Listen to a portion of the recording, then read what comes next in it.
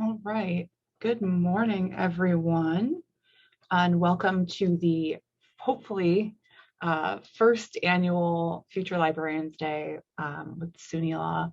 We're really excited to be doing this, and I just want to thank all of the folks that agreed to be our current librarians, sharing all of their wonderful knowledge with hopefully future librarians today. I'm going to turn things over to our first moderator for our very first panel, which if you're here, you're probably interested in collections and archives. So I'm going to stop sharing my screen and you can take it away.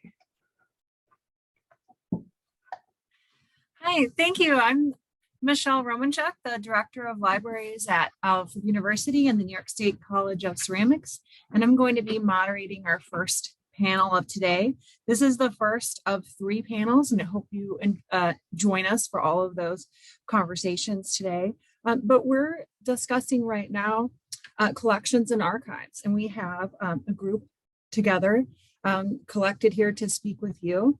And I'm going to ask each of our panelists to briefly introduce themselves.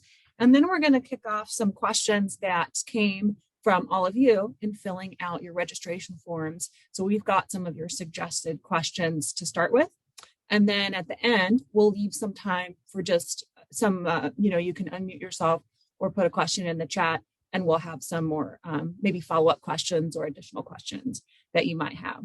So if we could ask the panelists to kick off their introductions, let's start with Carla.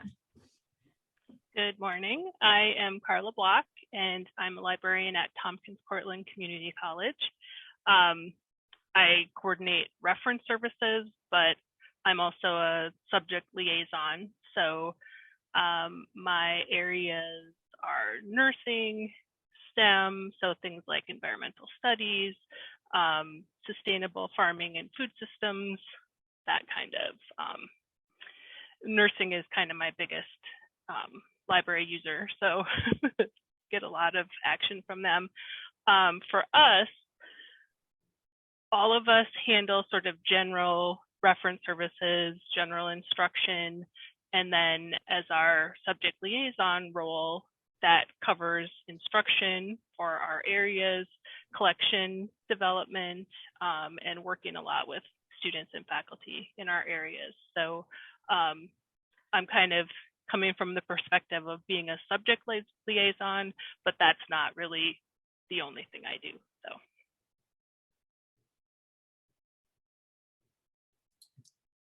So. Thank you. Let's go to Amanda McCormick next. Hey, good morning, everyone. My name is, there I am. My name is Amanda McCormick, and I am a liaison or subject specialist here at the University of Buffalo. I do have quite a few areas that I are currently representing. So in the College of Arts and Sciences, I represent biology, psychology, physics, and chemistry. And then I also represent the School of Social Work. And so within my role as a subject liaison, I work a lot with the faculty, staff, and students of each of those departments. And that is also where my collection development responsibilities mostly lie. And also to let you know, if any of you are second career folks, I am one of those. So feel free to ask me any questions about that transition as well.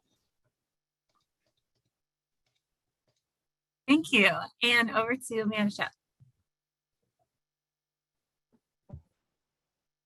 Hi. Good morning. I'm Amanda Shep.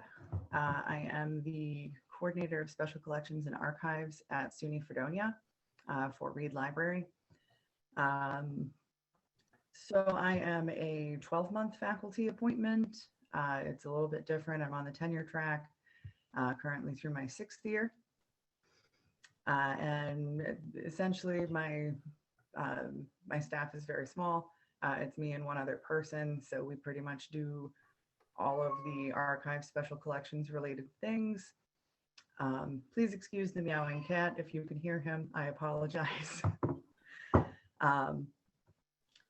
And in addition to special collections and archives, I am also the faculty liaison for the 3D printer program, I also do reference and other librarian-y type duties as well. And I also have not always been in academics. I started in a specialized research library. So if you want to know anything about that transition as well.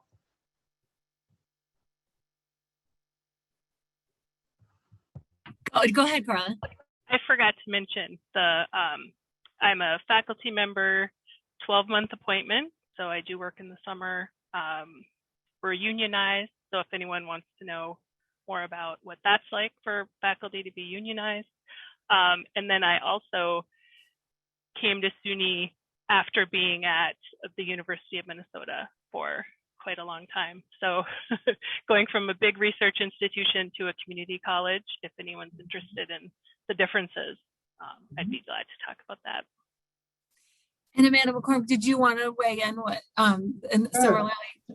Yeah, I am also tenure track. We are on a 12-month appointment as well, unionized, and my schedule is going up for tenure at year 6, like Mandy, and I am in year 3. Thank you. So we're going to jump right in with questions that came in from participants. And what I'd like to do is just have our panelists just unmute and just jump right in and weigh in for a minute or two. And we don't have to go in any particular order. So our first question that we received, I want to kind of just use to sort of just paint the picture in a little bit more detail of what it is that you do and what your job is like. And so if you could just give us an example of what are some typical things that you might do in a day? What does a typical day look like for you? We kind of, with the caveat that we know some, what is a typical day, but just give us some examples of some daily tasks and perhaps maybe a larger ongoing project that you might be working on.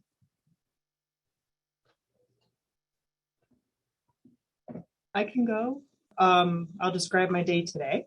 How about that? So, as a tenure track librarian, I kind of divide my obligations into 3 buckets. I'm sure these guys do too. You have your service, you have your scholarship, and you have your, I call it regular librarianship duties. So this morning, as part of this presentation, I'm doing my service for the day, right? You work a lot with professional organizations to advance the profession of librarianship and to make it better, right? Later on in the day, I am meeting with my supervisor, and we'll be talking about my current research projects. Then I'll hop on chat, which is one of our reference functions here as librarians. After that, I'll have another service meeting where I'm planning a conference. And then to close the day, I'll be teaching a class about doing some research. So it's pretty varied every day. I do find, some days are a little quieter than others. Today happens to be a pretty busy day, but it always keeps you on your toes. I can go next. There's a lot of multitasking, which I'm sure is true for everyone on the panel. Most days I have a reference shift. There's only 2.8 of us librarians, so we kind of share that duty. And for us, reference means both being available in person and also doing the chat service. So sometimes you're kind of balancing, someone in your office, there's someone waiting at the desk, and you've got a chat coming in. But we all try to stay logged in as much as possible into chat so that we can back each other up if necessary. One thing that we like to do is kind of look through our questions from the day before. We do track our questions just to kind of see what assignments might be happening, what people are coming to us for, so we can kind of be ready for what students might be asking us. I do a lot of one-on-one work with students. They might show up at my door, they might make an appointment, they might find me on chat, or I actually do a lot of reference by email with nursing students just because they're so busy and that can kind of work for them best sometimes. Sometimes I'll have a class, try to fit some collection development in there once in a while. maybe order a book or do some reading of, what are some books that are coming out. Because we're a small place, often you'll see like faculty in the hall, or you'll see a student walking through the library, and you can kind of follow up with them or talk things over with them. The special projects that we work on often get done in the summer, just because it's a lot less busy then. And things do vary kind of by the time of the semester. For me, it's very driven by when papers are due. So most of the major nursing papers have been turned in already, so things have kind of slowed down for me with that. But those nursing students are always looking ahead, so they want to know what's coming next semester already. So sometimes, we're logged into the chat service and we're doing something like a webinar or whatever. So lots of multitasking, and every day is a little bit different.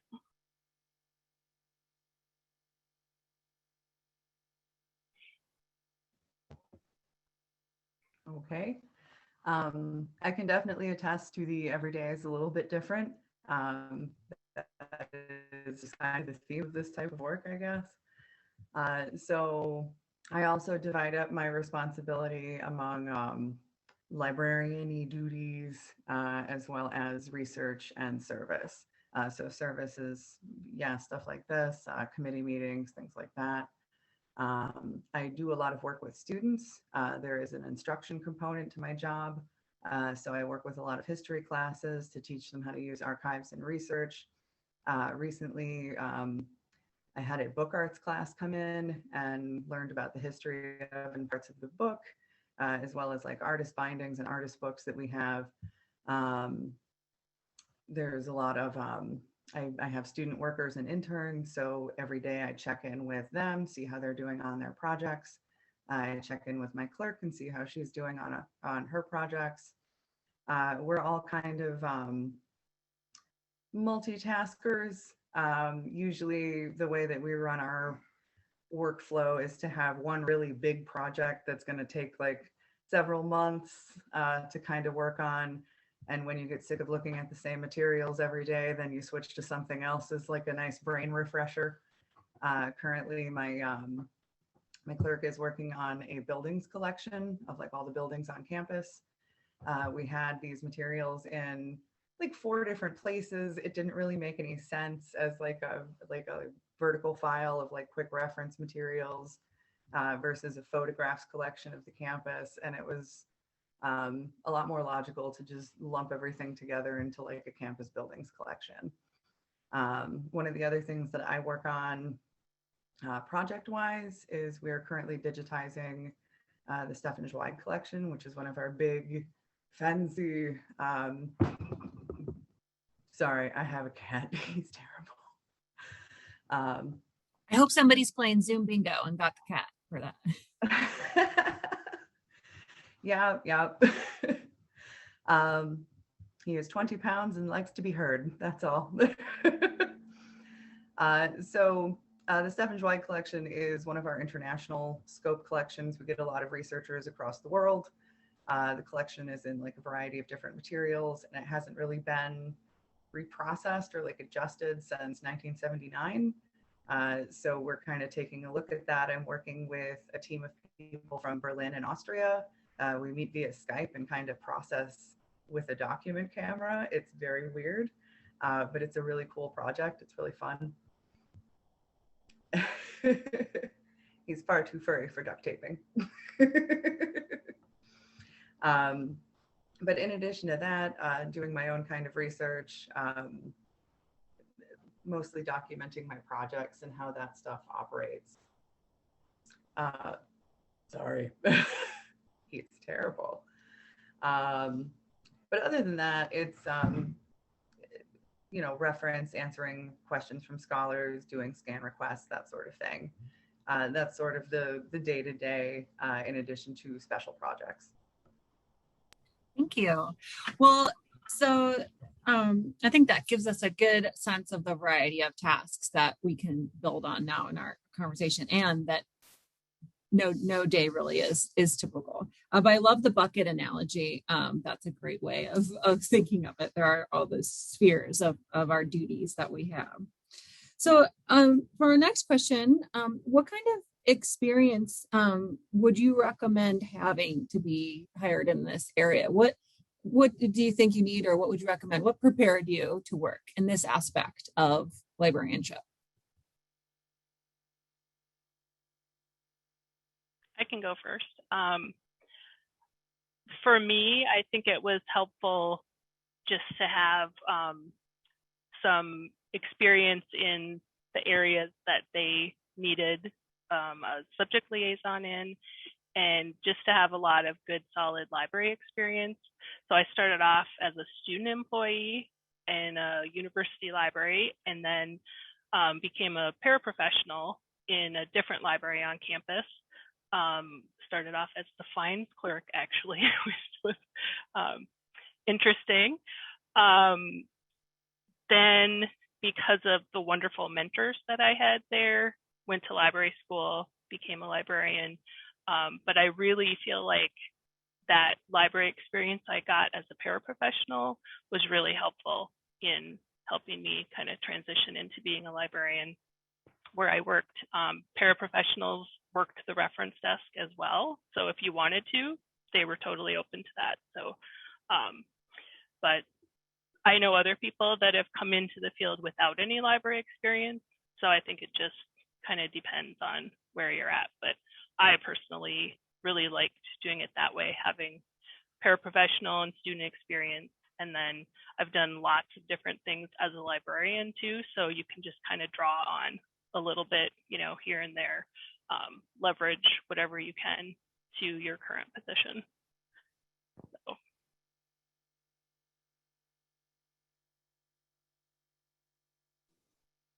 Yeah, I would agree with that. I think it's almost more beneficial to you to kind of frame your skills in a broad sense, and then you can categorize it with library language, if that makes any sense. So I was an attorney for about 6 years, and so I did a lot of research, a lot of writing, and I did a lot of client contact, which is, it's less litigious, obviously, in the world of librarianship. But a lot of the skills that I learned in my first profession transferred over to this current role. Like the notion of being able to find, the perfect case for a lawsuit transfers over to something like finding a article for a professor. Now I know not everyone's an attorney who moved over, but even things like, so I started in the public librarianship field, and working the desk. I mean, doing everything. You do everything as a public librarian. Everything that you learn becomes a generalized skill that you could transfer into your library language and bring with you into your new job. But I definitely think it's important to know how to work with people, and know how to work with all types of people, and to know how to have conversations with them so that you can really understand what they're trying to research, or what they're trying to do, what their end goal is.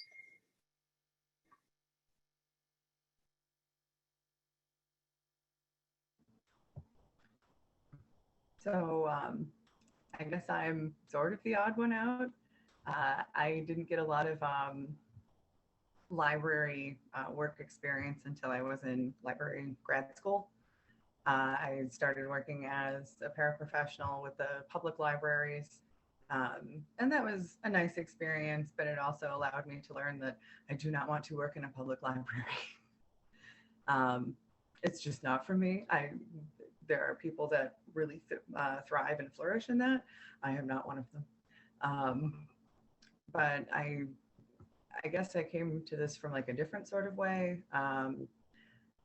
I spent some time in art school in my undergrad, and that kind of got me attuned to the more art adjacent pieces of this, like paper identification and looking at different bindings and how things are put together and assembled.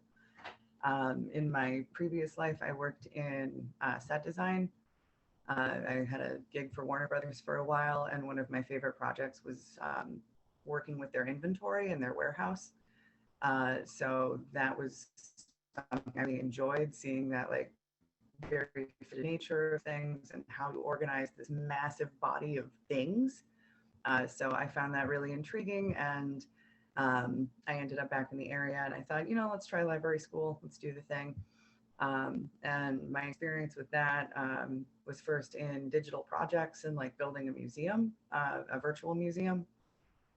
So it's always been kind of object focused, object oriented, specialty collections. My first library gig as like a professional, I was with Lilydale. So that was a really highly specialized research environment, helping people work on very specific issues that they were looking at and recommending really specific sources. And also kind of walking that research treasure hunting trail as well with them. And that really got me into the specialized nature of this stuff. But also I was very grateful for my public library experience there, because for the entirety of the summer, they turn into this very public, tourism oriented location. So it was kind of, hey, you're a public library for 9 weeks, and then the rest of the year, it's pretty much just you in a building by yourself. So it was, it's different. Being able to think on your toes is kind of a crucial aspect to specialty work. But it's, yeah, it's been interesting. Thank you. I think that what our panelists have demonstrated here is that there are a lot of paths to librarianship, and they have their different, you know, pros and cons that they can bring and help enrich the field. And I can speak for myself in that same regard, as it wasn't my first career, but there's a lot of paths to librarianship, and I think it lends some important variety to the field that I think strengthens it. For our next question, pretty straightforward here. Do you think it is helpful to get 2 master's degrees, one in library science and one in a specialty focus, such as, you know, anthropology or history, or you know, another field? So what do you think about getting 2 master's degrees?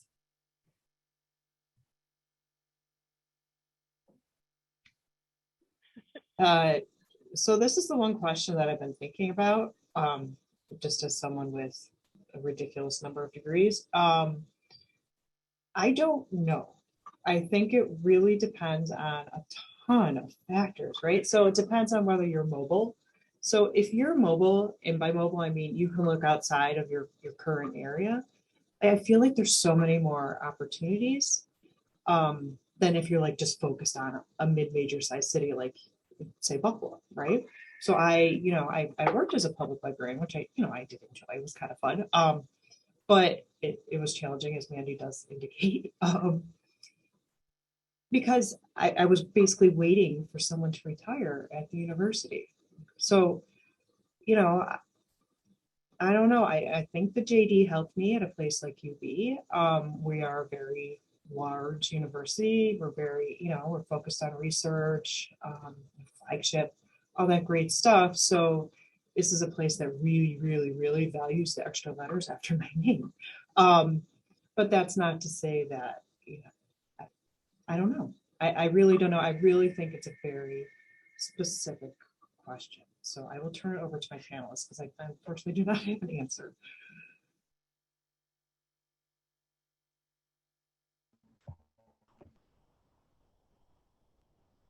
I can jump on that as well.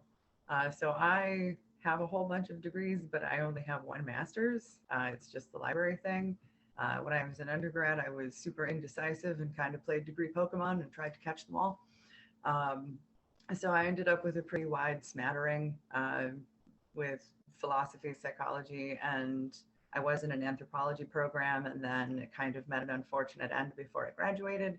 So I have a sociology degree. And a lot of that stuff kind of, I don't know, it applies to different aspects of this. It makes me feel more comfortable on like the reference desk as far as, my comfort in understanding what these students are researching and how to refer them to the correct thing.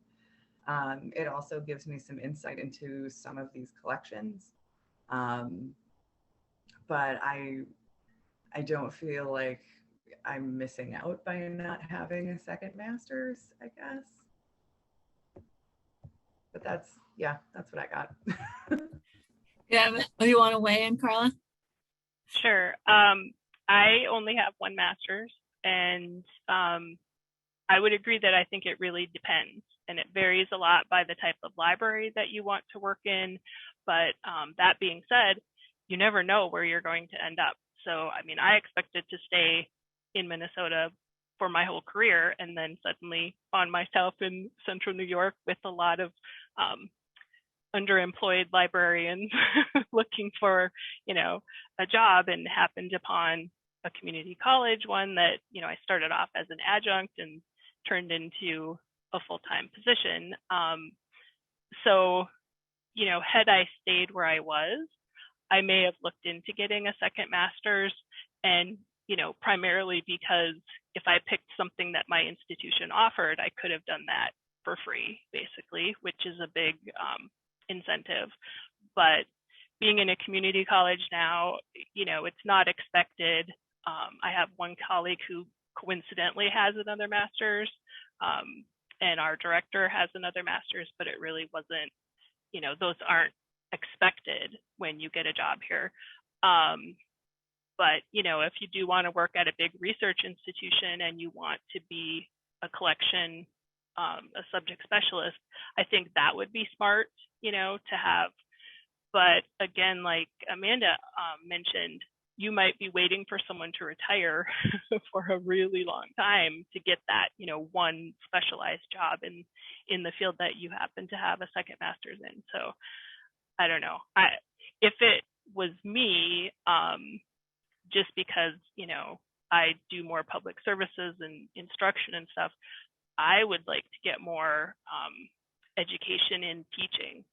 So I think that, would be a good thing to look into as well. I think that's great advice, everyone. I would agree. Most of my colleagues do not have a second master's. I don't. I've also worked at a community college and as well as private institutions. And so I agree with everything that you all have said. It really depends on what institution you want to work at and what you want to do. And I like the advice of, if that's a goal of yours, see if you can work at an institution where you could do that and save yourself some money. You'd be surprised how often that can happen. So it doesn't hurt to try that first before you go out and get another degree up front. So good thoughts, everyone. So another question here we have is more specific to the work of collections. So what is your process in evaluating the library collection for new purchases or for weeding? Is there a committee? Is it something that you do on your own? Can you give us a sense of your process for collection development and weeding? I can start. We're a small library. Like I mentioned, 2.8 of us librarians. So, we are just in constant contact with each other. There is one librarian who is sort of the overall collections librarian, so she kind of coordinates, that work. But we meet every week. We always are talking about, our database subscriptions, what we might need based on what assignments are happening and, maybe weak areas that we have in our collection, looking at our journals as well. Because we're small and, our budget isn't huge, most of what we have in terms of databases and journals comes because of our participation in SUNY agreements. There are some things that we get on our own, like we get some add-on full text journals, and we definitely still order print books, maybe more so than some other libraries might, but even that, like I'll order nursing history books in print because I know they'll get checked out and used, but other stuff that maybe isn't related to our curriculum, we might not decide to purchase, just because that's really our main focus is the curriculum, what people are using, we have kind of an interesting situation too, where we're a little bit like a public library because we have residential students. So we do have leisure reading collections, and sometimes a lot of students that, you know, love to read outside of their academic needs. But our primary purpose really is to look at the curriculum. And then because there's some specific programs like nursing, anything that's clinical, I don't keep if it's over the 5 years old, because that's kind of what their main focus is. I also know that a lot of times they're looking for journals. So, you know, I might choose to spend some of our money getting more full text journals than buying some additional books, just, you know, because that's what they're looking for. We do try to keep our Gale ebook, or Gale Virtual Reference Library, you might be familiar with it. We do try to regularly update that because that does get used a lot by our students. But, you know, we don't have any need to like keep, you know, things that aren't being used. We just have a different focus than maybe a big research library that might be trying to maintain sort of an archive of their collections. We all kind of do collection development in our subject areas, and you just find ways to kind of keep up to date with what's coming out. You know, there's different journals that talk about or do book reviews. American Journal of Nursing has the Book of the Year award process. So it's, you know, you just kind of keep up with that. But one of the biggest ways that I think I learn what we need in our collection is by working with students and working the reference desk, because, you know, that's really how we know what people need for the curriculum. You know, we might talk to faculty and find out what their assignments are, but it's really when the students come to us and what they're looking for that helps us understand what our collection needs are.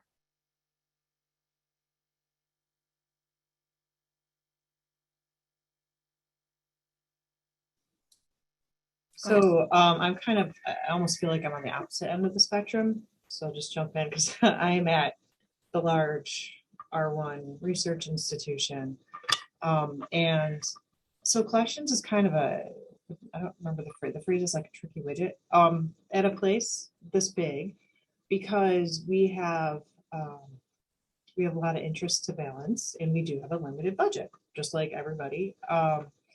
And the costs go up every year, right? For a lot of the stuff that our faculty rely on. So because we're so heavily research-based, a lot of our collections are focused on supporting the research of our people in sciences and engineering and all the PhD students and English and humanities and things like that.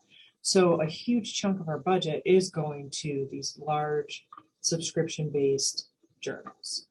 Right? So we're, you know, part of the groups that subscribe to Web of Science, or, you know, we're part of the Science Direct negotiation.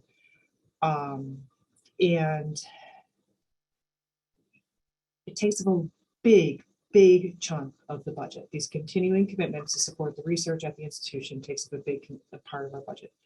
So, you know, as a subject specialist, there's not actually a lot of money to play with. So I do a lot of purchasing based on recommendations from professors, or recommendations sometimes from students, but mostly it's from professors who need work to support their teaching or their research. I had the impression that in the past, when we were more book-based, that there was a little more flexibility in collection building.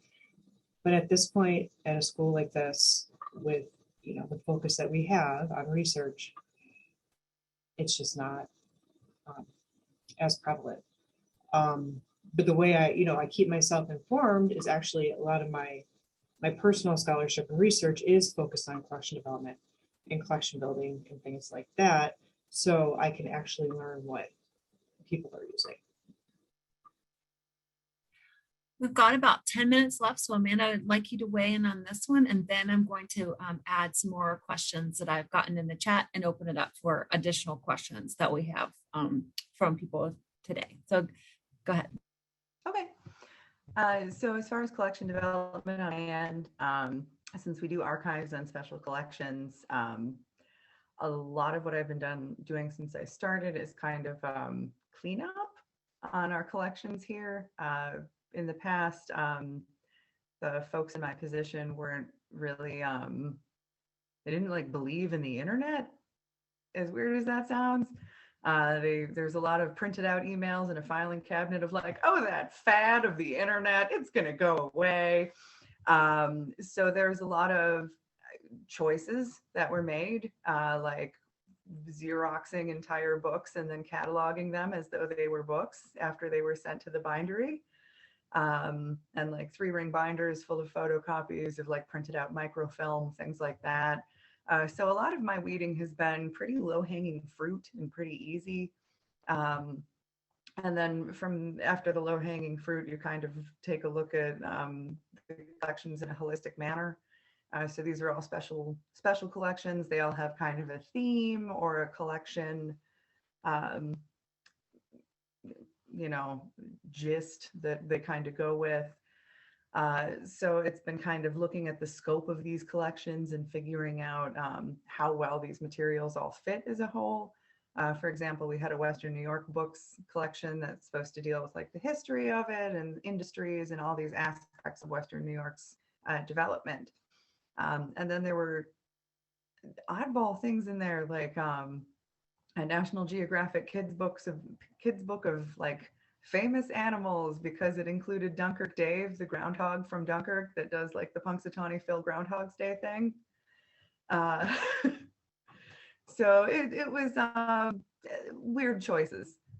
So looking at that stuff and trying to really hone down a collection into the best that it can be and what it can offer to our researchers, because like Carla and Amanda, mine is largely patron driven. What are my researchers looking at? What can I do to enhance their understanding of the archival collections or the books that we have? Thank you. So one question, I think what I'll do is, so we do have some questions popping into the chat coming into me. So in the interest of time, because I want to get to as many of them as I can, I think I'll just direct them to one person as appropriate, just so we can get to as many of them as we can. So Carla, would you mind speaking briefly a little bit to your experience of whether or not we had someone ask, are all librarian positions tenure track? Yes or no? And then maybe your experience about 10-month versus 12-month. Is that something you could weigh in on for us? Sure. Not so much the 10-month, because I've never been a 10-month person, but just like so many things, it varies. It really does. And I don't think you can even say for a certain type of library that they're going to have one type of position. So where I used to be, librarians were not faculty, but they were faculty-like. There was a separate category called P&A, and but even so, there were part-time people. There were people on short-term appointments. Like I started off on a grant-funded project, which had a very specific time limit on it.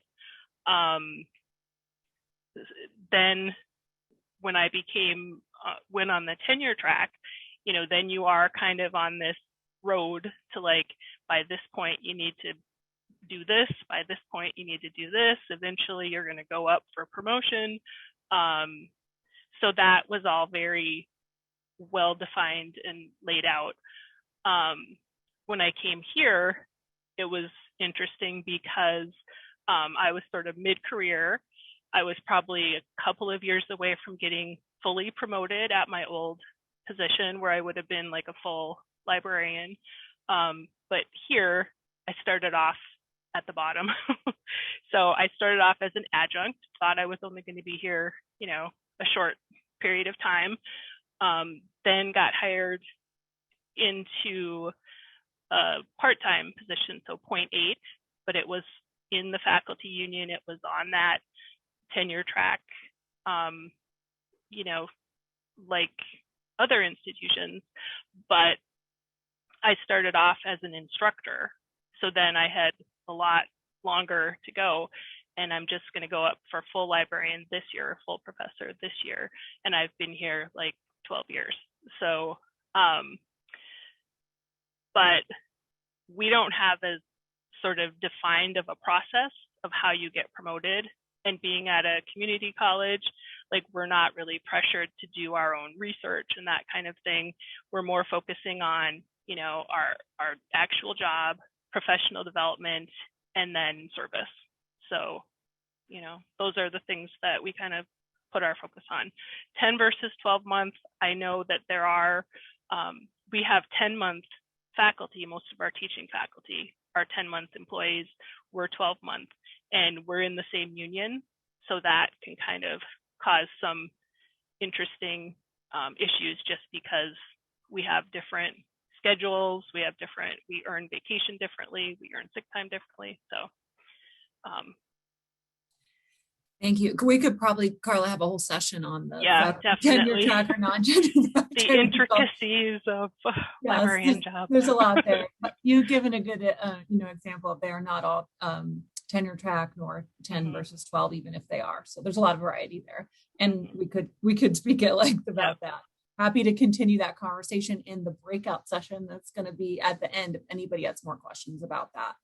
So Amanda McCormick, I believe you had mentioned earlier doing some research. I know more than one of you have, but I have some archive specific questions, special collections questions next to send toward Amanda Shep. But Amanda McCormick, if you could give us a sense of, in a minute or two, I know this is a big question for a minute or two, but how do you balance your research and the need to do your own research with the rest of your duties? How do you balance that and fulfill what you're asked to do?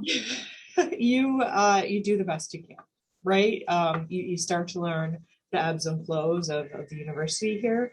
You know, when the students are coming to you like, help, like I don't know how to use the library, you know, and I have a paper due tomorrow, like that sort of thing. Or when it's just going to be super quiet and the students are on break and everyone's just, you know, kind of chilling out on campus.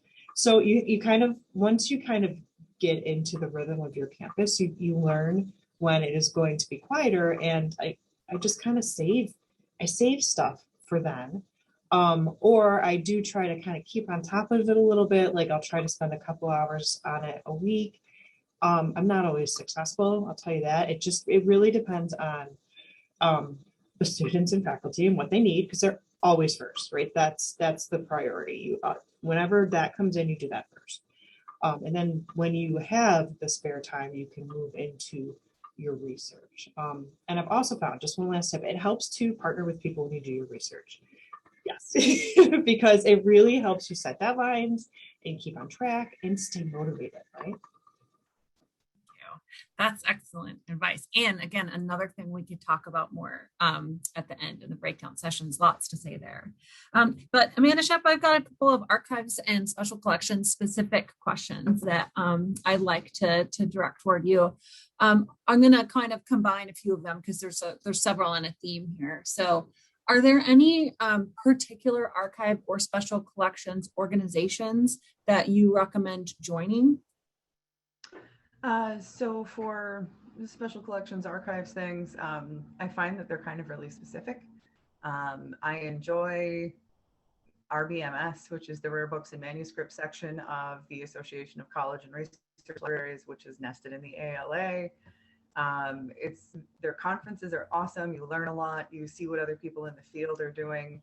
I find them really inspiring for my own research and for what to do with classes and stuff like that. So I enjoy them for the librarianship end of it and the books part. Society of American Archivists, or SAA. I like them for archival specific things, as well as archives research, that sort of stuff. My degree is in librarianship. I don't have the archives certificate or anything like that. This just kind of fell on me. So I rely on them for a lot of the continuing education aspects, like I found a glass lantern slide, what do? So it's very nice to find stuff like that. And as far as like general librarianship, there is a group called the League of Awesome Librarians. I love them. They're the people that used to run the Collective, which is a big library unconference in Tennessee. It's a fabulous time. I find it invigorating. They're really, really cool. Definitely recommend checking them out. Yeah. And I've got kind of a follow-up to something that it's for you to build on that you mentioned certificates. So we do have a question about, are there any particular certificates or certifications for archives that you would recommend having? This is something there's several paths to, it could be a concentration in a master's degree, or it could be a separate, there are separate certificates. So could you speak a little bit to that about what certificates you might recommend getting or that are available? So I have a couple of oddball certificates, but I found them really helpful in terms of what I do. I am certified like a copyright specialist, and I find that really helpful in terms of researching and digitization and what I can provide to people, what sort of items I can take as donations, because there's a lot of specifics wrapped up in that. So I found that to be a really helpful, just generalized certification. There are also concentrations you can have with degrees. My library school didn't really offer that so much, aside from like a school library concentration. So I've had interns that have gone on through those programs and have had lovely experiences with the specialized learning. So I would recommend them if that's a thing that you're interested in. But if you're like me and just get the general education, you can always take CE things. You don't have to feel the pressure to do that in school. Wonderful. So Amanda said that we could go over a teeny tiny little bit if we want. So I want to ask this beautiful last question that somebody put in the chat, which if you could each just real quick share what is something that you wish you knew before becoming a librarian / what's the best advice you've ever received? Anything you wish you knew?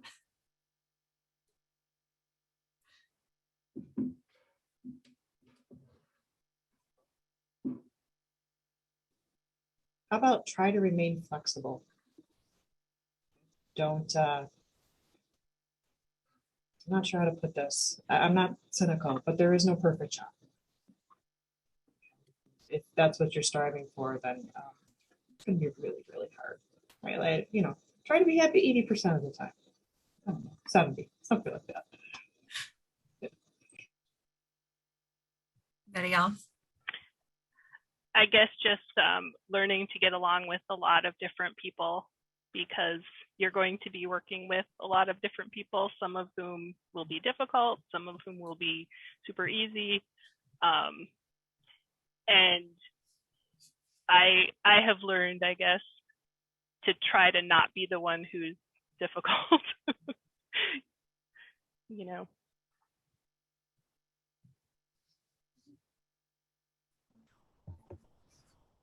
I can definitely relate to that.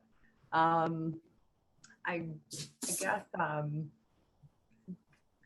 don't feel pressured to know it all before you start. A lot of this job I've discovered is learning through experience. I don't think I have ever felt like fully prepared to begin the job that I was hired for. A lot of it is feeling your way through it. And it's, there is no deadline in special collections and archives where something will explode, or like it's very low key as far as like the realistic job pressure. So take that into consideration. I love all of that, and I'm just going to add a couple of things real quick. Like I like people first, and you cannot, nor you should do everything. You cannot do everything, and you don't feel like you shouldn't feel like you have to. So learn to say no. So still working on that one. but it's okay. It's okay to let opportunities go by. You can't do everything. So thank you so much to our panelists today, and thank you to Amanda for leading this awesome day, and to everybody that's contributed. We're just getting started here, and we do have another session for public services, which is going to encompass reference, access services, information literacy, all kinds of stuff. And please join us also at 12 o'clock, where we can keep this conversation going and ask more questions. If I have learned anything, it is that this librarianship is a very, very sharing and supportive profession. And we are here for you and welcome you to this field, and can't wait to work with you and get to know you. And this is just the beginning of the day and of, your career in librarianship. So Amanda, did you want to say, Amanda Lau, did you want to say anything else? Yeah, there's like a lot of Amandas here. Yeah, so thanks to all our panelists. Thank you, Michelle, for moderating. Our next panel starts right at 10 o'clock, so in 10 minutes for public services. And then we'll have tech services and systems at 11, followed by the breakouts at 12. So if you didn't get a question answered during this panel, feel free to come back at 12 or stay for the entire event and you'll already be here. So just a short hang time, and we'll see everyone at 10. All right, it is 10 o'clock, so we're going to get started with our second panel of Future Librarians Day, which is public services. So I'll stop sharing my screen so you can kind of see everyone again. And is everyone spotlighted? My screen's a little different, I think. Or can you see everyone? See everyone? See everyone. All right. Okay, so what is going on here? My view speaker. There we go.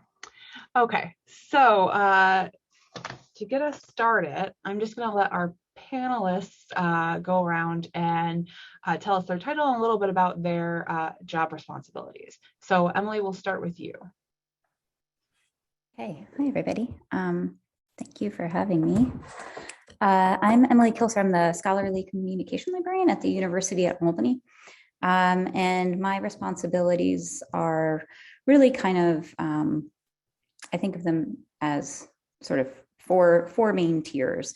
I do want to mention, though, that I work as part of a team, and the Scholarly Communication Services at U Albany are very much a team effort. So just to put that out there at the start, that oftentimes that's sort of the model. Scholarly communication librarians are not often like an office of one, because it touches so many things. Anyway, but what I do is I help manage the university's data management services. I also work on implementing the university's open access policy. I collaborate on developing the institutional repository services, and sort of overarching all of that, but also sort of a standalone thing. I do a lot of advocacy, education, and outreach to the community on author rights and licensing issues, open access, and research data management. So that's me in a nutshell. Emily and Erin. Hi, I'm Erin Wilburn. I'm the Access Services Librarian at SUNY Community College. Right now, I am responsible for our textbook reserves, supervising our student workers and our circulation clerks. I cover some reference hours. I'm a liaison to the psychology and sports ed departments. I do displays and outreach, and generally track all kinds of statistics that have to do with how many people are in the building, when they're here, and what they're doing. You and Lauren. Statistics, that hasn't been brought up yet, and it's near and dear to everyone's heart, I think.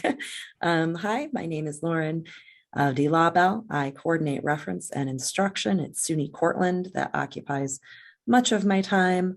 I also participate in our reference programs and teach myself, and do quite a bit of service on our campus. I heard that mentioned a few times in the first panel and just wanted to define that for folks. I think we live in that world, so sometimes it can be tricky. When people say service, they talk about volunteering for your profession or for your campus or for your department, typically doing work in committees on creating policy or doing an event or being responsible for some activity on your campus. Logan? Thank you. Thank you for defining that, Lauren. I hadn't heard it quite that way, volunteering, and I like it. I tend to think of service as everything else that takes up my time that wasn't in my original job description and isn't scholarship, because that's where I put it on the annual report. But I am Logan Rath. I'm an instruction librarian at SUNY Brockport. I have been there quite a while. I am full-time instruction and reference, although we split reference among everyone in the building. I do a lot of research consultations. I support a lot of our high touch departments, we call them. So these are the departments with the students that need the little extra help or have the more complicated research questions. So I support future teachers, future social workers, the languages, psychology, and I think that's it off the top of my head. I'm probably forgetting one. We are a smaller group.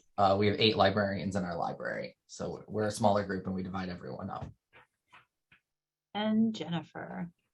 Hi, I'm Jennifer Jeffrey from SUNY Potsdam. I'm the Access Services and Reference Services librarian here. And I supervise the public services circulation and interlibrary loan. I also coordinate our reference services here. And I do teach some information literacy classes and liaise with the business department, computer science and environmental science. And I also kind of work on some side like OER, access services and institutional repository. And we just started a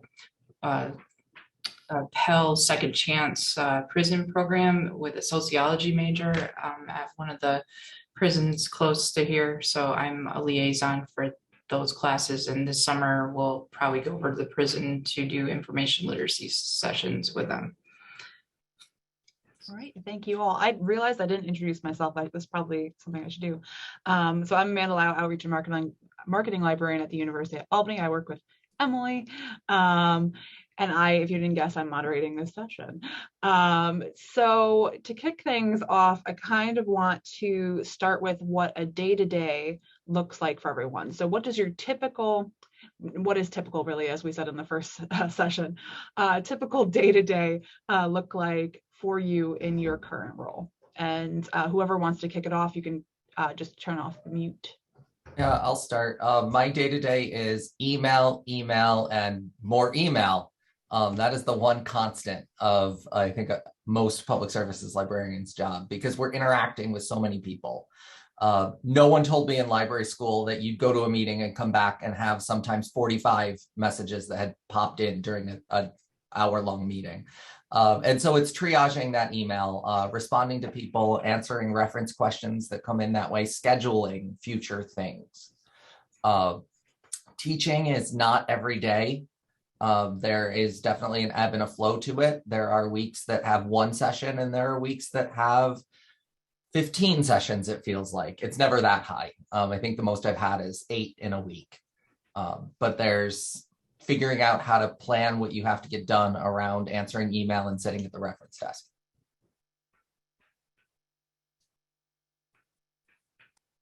It's good to hear you say that, Logan. I was like, as I was thinking about this in advance, I'm like, well, I'm going to make it sound really fun. There's a lot of email. There's a lot of email.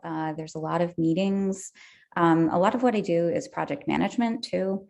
So much of the work that I do spans not just the library and different units within the library, but different units across campus. So working with ITS, working with the Data Management and Analytics Center, working with the Division of Research, and other folks. So it's a lot of, it requires a lot of communication, organization, meeting, and email.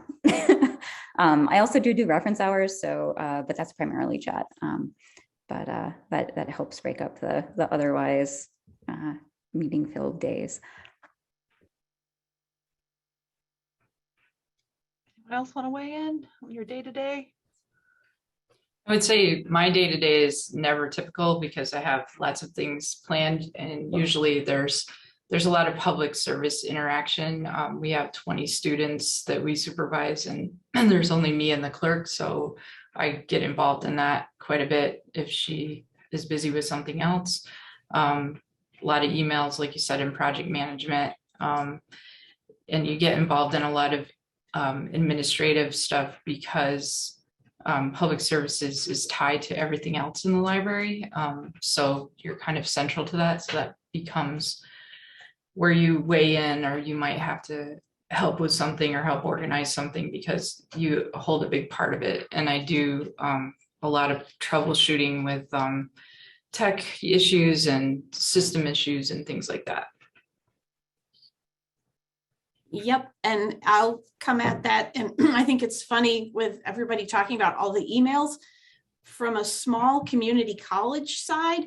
I don't have that. So if you're thinking public access and services is not for me because I don't deal with that, there are positions under this title that are completely different, because I find a lot of my day is out like beating the bushes for people to come and use the library, to take advantage of our services. It's a lot of outreach that goes unanswered, which I don't mean to sound negative about it at all, but there's an element of, like I said, outreach and performance that comes with this, that you really have to get out there and talk about what you do in all different kinds of environments. And in one of my cover letters for actually the job I have now, I said, in my past life, I've worked at Renaissance fairs and I've been a lifeguard. And a lot of our jobs involve, going out into the streets and screaming about what you have, like the Ren Fair vendors, or hauling people out who've gotten in over their heads, like the lifeguards. So, Lauren, what about you? That's amazing. As earlier panelists had mentioned, every day is a little bit different, and there are also ebbs and flows depending on the time of year that you get used to. So I think in your first professional job, you'll kind of be treading water for that first year and just keep notes of the ebbs and flows and what's happening when the semester's in session. It's more direct support of the faculty and students, those requests coming first. And then there are other projects going on that pick up when those end. There's going to be a reporting season probably where everyone is looking through statistics and crunching those numbers and figuring out what they mean. There will be a time to be planning for the next year. So there's a lot of things to be managed, and there's time for all of it. It doesn't all happen at the same time. I love that we brought up outreach and Logan just wandering around campus and making sure that people know about things. That's important. And that's, the work of public services is very relationship based. So I guess the one thing I would say, if you are not a people person, if you did not go into libraries to interact with people, public services might not be your top choice. A lot of it is wandering around the other buildings on campus, going to campus events, because if they don't see you, you don't exist in many cases. And it's getting them to know your name so that when you send that email at the start of the semester that says, hey, here's what I can offer for your students and you, and here's how I can save you time. If they don't recognize your name, you get deleted. Not physically off campus, just, in the inbox, go straight to trash. Well, and the other thing, when you say that about, you have to be a people person, when I was in library school, I went to SUNY Albany. They gave us tours of all the departments to see what everybody was doing. And at the time I was like, I am this very shy little person. I don't want to talk to people. I don't like this. And they took us down to where cataloging happens at SUNY Albany. And I don't know what it looks like now, but all I remember is this is like a cave full of people and books.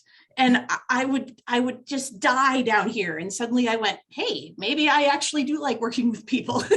So yeah, you at least have to be willing to play an extrovert on TV. You don't have to be an extrovert. I know very many librarians who are excellent teaching colleagues that are very heavily introverted, but they can put on that persona when they need to.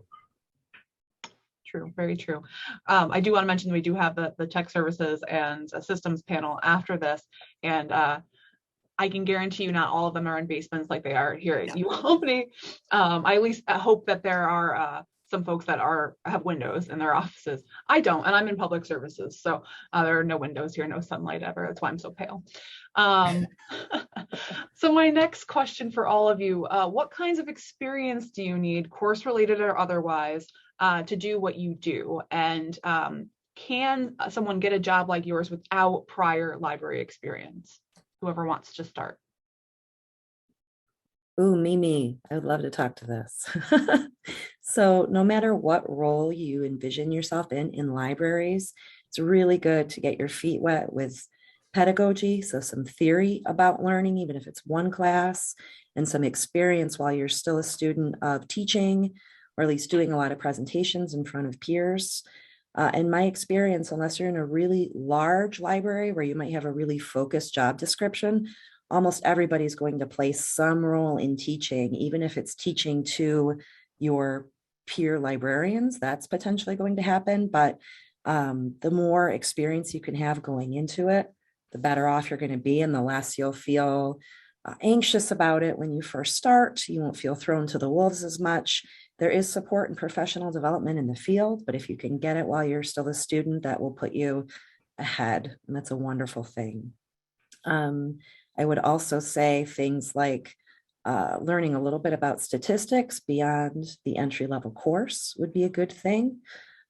Just in terms of even learning a more intermediate grasp of Excel would be a bonus in many positions. You're going to use that program.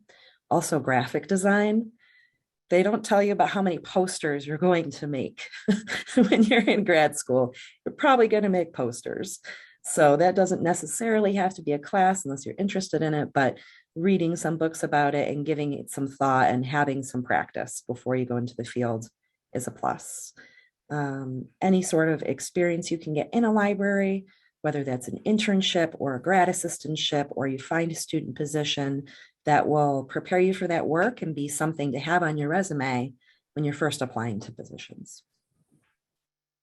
Yeah, I like everything you said, Lauren. I would add, there's no rule that says you can't ask to shadow. I know most librarians would be very willing if you sent a nice introductory email that said, I think I might want to be an instruction librarian and you're a local library. Is there anyone that would mind me coming in to watch some of their classes? Because the more you see, the more you'll be prepared. I actually came from a background in teacher ed. So I was going to be a Spanish teacher, then took a hard left into librarianship. And that coursework served me really well, but it's not common for people to have K-12 experience when they apply for these types of jobs. So I don't want people to think that you're at a disadvantage. The other thing that's very true in library schools is that there's not a lot of emphasis put on instruction. It's a big issue in our field that people graduate with their MLS and maybe had half of their reference class devoted to how to do instruction, and then that becomes a giant part of your job. So do seek out professional development, do seek out mentors, look at listservs that you can follow, anything you can find about people who teach in libraries. So I'm not a reference librarian. I'm not a liaison. So my experience is, I do some, I do a lot of presentations. It's less instruction though. And it's more, outreach around the services that we provide. I also am a second career librarian. I was a copy editor for 10 years. So I think if you're coming to librarianship from a second career, another thing to remember is that there's going to be a lot of overlap probably. Customer service, project management, event planning, marketing, writing, editing, any sort of advocacy or negotiation skills that you have. I think, again, presenting, if you've done that sort of work, that's good to have. I think in terms of classes, I totally agree with what Lauren said, and similarly agree with try to get some experience, not only for your resume, but for you. Like when I was a second career librarian. So library school is expensive. And I was doing that part-time and working full-time. And I found time to do internships, unpaid, part-time jobs on the weekend. It helps you figure out where you fit. I went into library school. I thought I was going to be a public librarian. And I did that and I loved it. But then somebody that I worked with in my editing job made a connection with his neighbor who worked at an academic institution. They had just passed an open access policy. I did an informational interview and it completely changed the course of my career. And I love what I do. So I think, try to make connections, talk to people, see what lights you up. And, it might be different than what you think. And again, too, a lot of the skills that you have will be applicable. That's my 2 cents. And after saying, I'm definitely not a tech services person, my first job was actually copy cataloging in systems. So, and that's the other thing. What I like about the public access side of things is none of that is wasted, because I know how cataloging works. So if you can't find something, I can probably get a little pull on a string somewhere and figure out why we can't find it. And I know how the patron records got loaded into the system. So I know why your address is wrong and I know how to fix it. So, I think in terms of the thing in my day-to-day that makes me the happiest, it's making somebody else happy. And, when that's kind of a low bar, sometimes that's, bonus for me. When I know that it's, because the patron load didn't go right up at the time we said that it was going to, okay, I can fix that. So, fixing things is what really makes me happy. All right. So the next question I have has to do with appointment types. So do we have a 10-month person in the panel? All right. So there is pretend to be a 10-month. Someone can pretend to be 10 months. So in case folks didn't know, there are different appointment types you can have, and the main ones for librarians are 10 or 12 months. So I'm guessing everyone here is a 12-month employee. So my question is, how do these differ, if you know how they differ? And we'll also tie in the question about, are all academic librarian positions tenure track? So we'll throw that in there too. So we'll talk about appointment and tenure track. I would say from observation, I worked at North Country Community College, and the library director there was a 10-month person, and I worked as a clerk. So he was gone in the summer and he actually couldn't interact with us, or by his contractor, he shouldn't be interacting because he's not supposed to be working. So there's a lot of planning that he had to do around when he was out, because we had 3 libraries. There's branch libraries of that library. So it was a little weird not really having him, or maybe that's the way he interpreted it too. but really he shouldn't have been working. He was only getting paid for that amount of time. So he actually, I think, had another job entirely. So yeah. Yeah, Jennifer, I'll add to that he was not on contract. So there are, from the college's viewpoint, there are legal issues with him working when he's not paid. And it's way beyond the scope of this panel, but basically it comes down to insurance and if the college could be sued. Right. So things that you don't learn about in library school that you'll learn about with your job. I think most of us here are union employees. I don't know if Erin's in a union. Actually, this is my first job in my over 20-year career where I am union and am tenured. So if anybody wants me to talk about the other side of that, I can, but I'll let you all go first. So being in a union means that there are parts about your job that are negotiated not by you. So things like salary is pretty set. The ranges of salary are set. In New York, it's for SUNY, it's the United University Professions, or UUP. And if you can't sleep, you can Google our contract and read all 600 pages. It's not that long, but it lays out everything for you about how vacation and sick works, your pay. If you were to get in trouble at work, there are procedures in place. So any of us that are tenure track, generally you can't be fired on the spot. You have to go through what's called due diligence. But I'm a 12-month employee. Our director was a 12-month employee. They were management confidential, which it just basically means non-union. They can be fired on the spot in SUNY language. But our director took advantage of a program that allowed her to take a month off. And so she would often take like June or July off. So it was very much like Jennifer, you had, where there was just no one running the ship. And so fortunately she did that during the slow times and set us all up for success. So we knew who was in charge of everything. But as a 12-month employee, it also means the only days I get off officially between the end of the semester and the start of the semester are Christmas and New Year's. Everything else you have to use accruals, so sick or vacation time.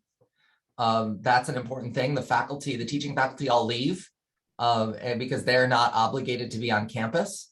They're obligated to respond to email, but not to be on campus. So they go, but we're still there doing work. And that's when we get a lot of our project work done. And that's something definitely to watch when you're looking at job applications or job postings, to figure out whether it is, sometimes you'll see something that looks like it's a really good or really low rate of pay, and then you'll see it's 10 months, and you're like, oh, okay, that makes more sense. Just kind of really look at closely what you're getting into. So my first job out of library school was at a private 4-year school in Pennsylvania, which was non-union, non-faculty. Then I came to the one community college in SUNY that the faculty are non-union and non-faculty. So it's been very interesting for me to be, I'm late mid-career now, starting my first tenure track position. And the earlier discussion about, second master's degrees and all that, I'm not doing that at this age and point in my career. I'm not doing that. So it's another thing to keep in mind if you are going for a tenure track position. If you're going to need those kinds of things, think about when you start it and what kinds of things can be used as supplements to a second master's. I know at the community college level, we have a lot of flexibility in terms of continuing ed and other things that work as stand-ins for, a second degree of some kind. And like I said, I started here at SUNY Broome in the fall of 2019. So this job has been completely weird because of COVID. It's like all the relationships I could have been building and people I would like to have met are all, out in the internet somewhere, and they aren't sure who I am and I'm not sure who they are. But it's the non-union, non-faculty side is, now I understand how precarious that can be. At the same time, I think that libraries tend to go kind of under the radar unless you do something, horribly controversial in your job. You're probably still in a pretty safe professional space. So, yeah, I would agree with you, Erin. My first job out of the first full-time job out of library school was non-tenure track. And honestly, I think I'm grateful for that because and this is just me personally, I find it very challenging. I know we're going to talk about that in a little bit, but balancing the scholarship leg of our duties.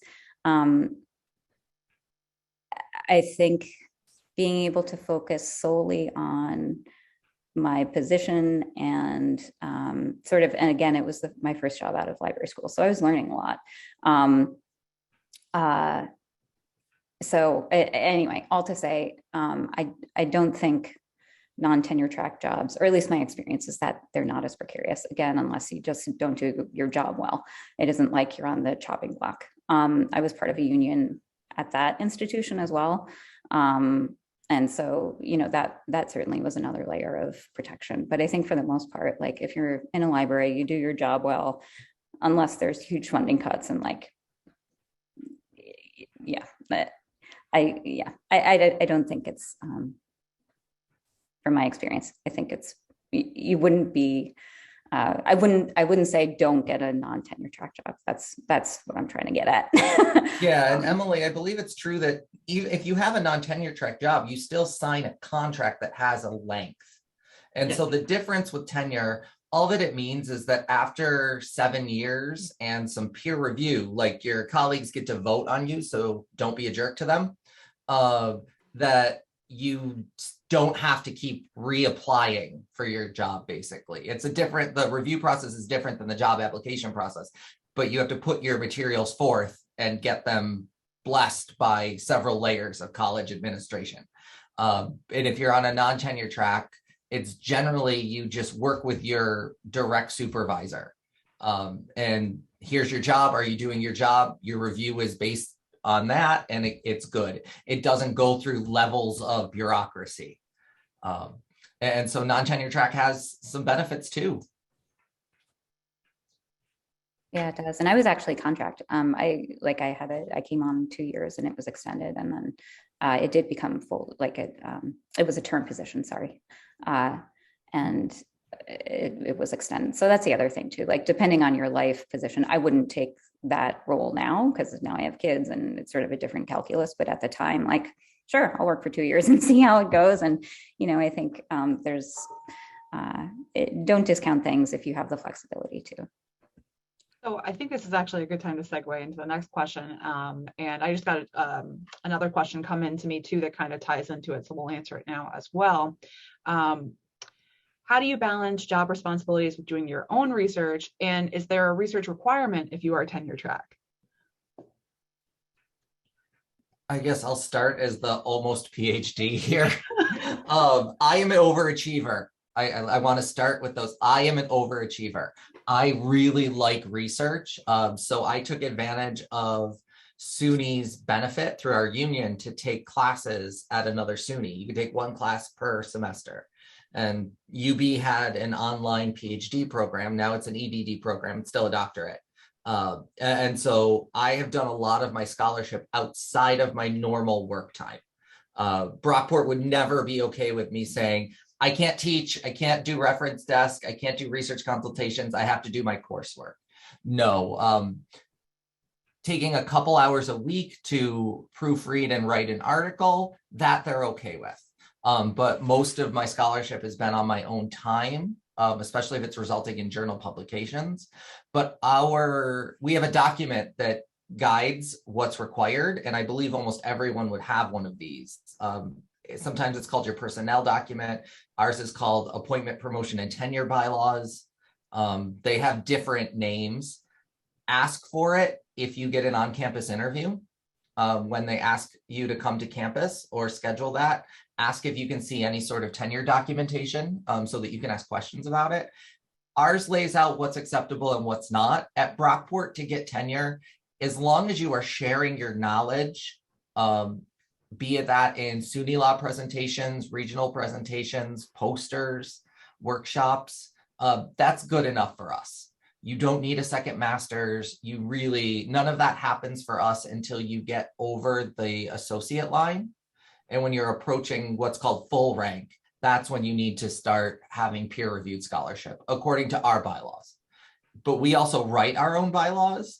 So if we wanted to change that, we could as a group. It would have to be approved on high, but it's generally, you're not set up to fail. It's all very achievable.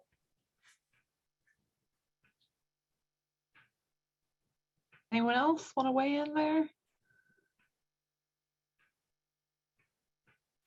I will. I would say I am on the opposite end of the spectrum with my scholarship. As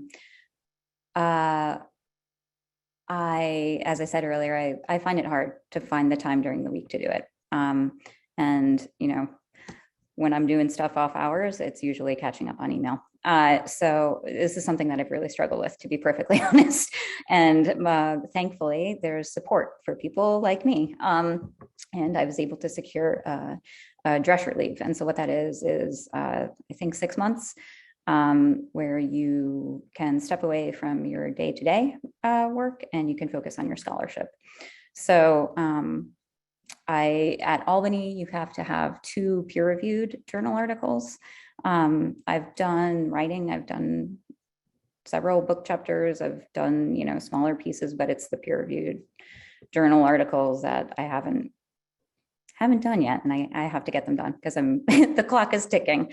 So I'm grateful for that. That there's there are supports in place, and I think it's just a matter of me. Again, I didn't start library school, didn't leave library school and have a tenure track job. So this is sort of like a readjustment for me mentally, that writing is actually part of my job, and I don't build that into my day the way that I think maybe some other folks are better able to do. So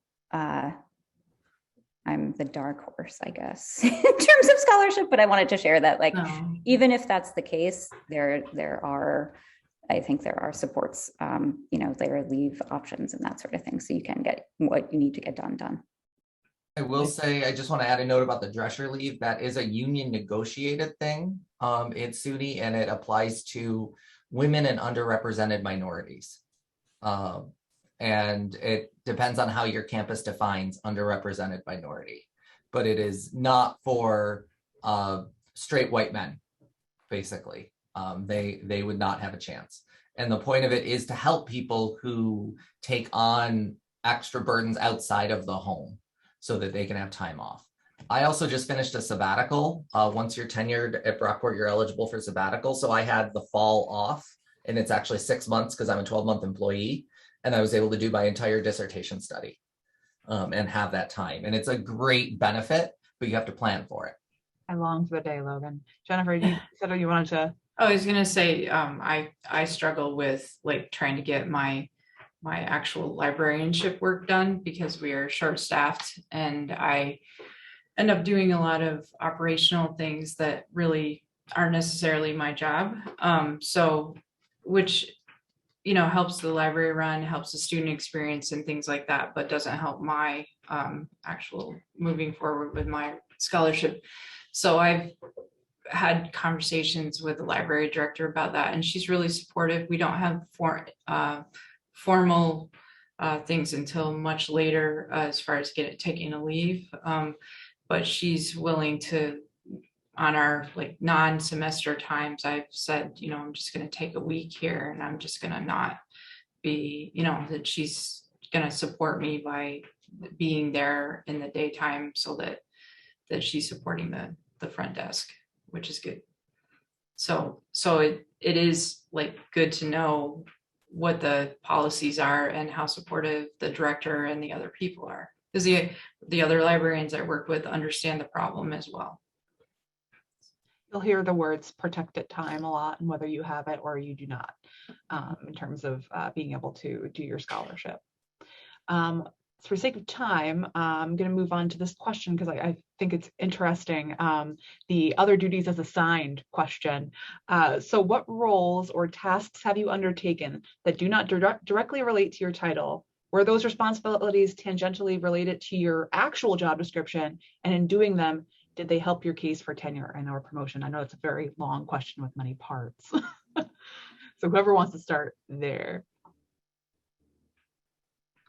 Sure, I can jump in on that. So my first professional job as a librarian, I was a solo librarian. So there was a lot of other duties as assigned. Some of them were only tangentially related to the library. Now that I'm in a more mid-sized library, there's a dozen of the librarians. There are a lot of things come up that are about just being a team member in your department.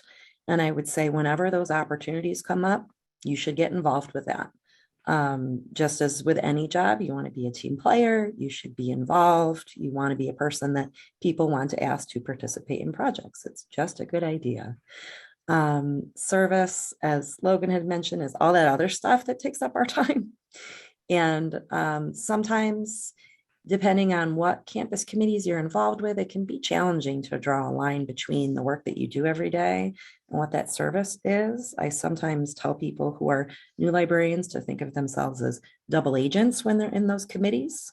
So you're doing the work of that committee, but you're also being subversive and bringing in the library when you can, because they don't know everything that we do. So if there's an opportunity to be involved, or a policy that's really relevant, or they want to start their own library collection in a department because they think that's a good idea, that's when you can pull in information that's really relevant and also carry that information back to your library so they can be more involved. It's not all on you when you're involved in that committee. Logan had just commented about the amount of service. It's going to fluctuate. One thing that is often advised to newer librarians is not to overload in service at the beginning. Your first year is really about learning your job description. If you can join a campus committee the second year, or just be on one committee your first year, that's a good thing, and it will grow over time. It is important that once your service reaches a certain level that you start trading. So, okay, I'd be happy to take on this new committee. How do we offload this other one? I'm ready to pass that on and give someone else that experience. You have to learn the word no, which is very hard for librarians. It's not a word we like to say because it's going to make people disappointed sometimes.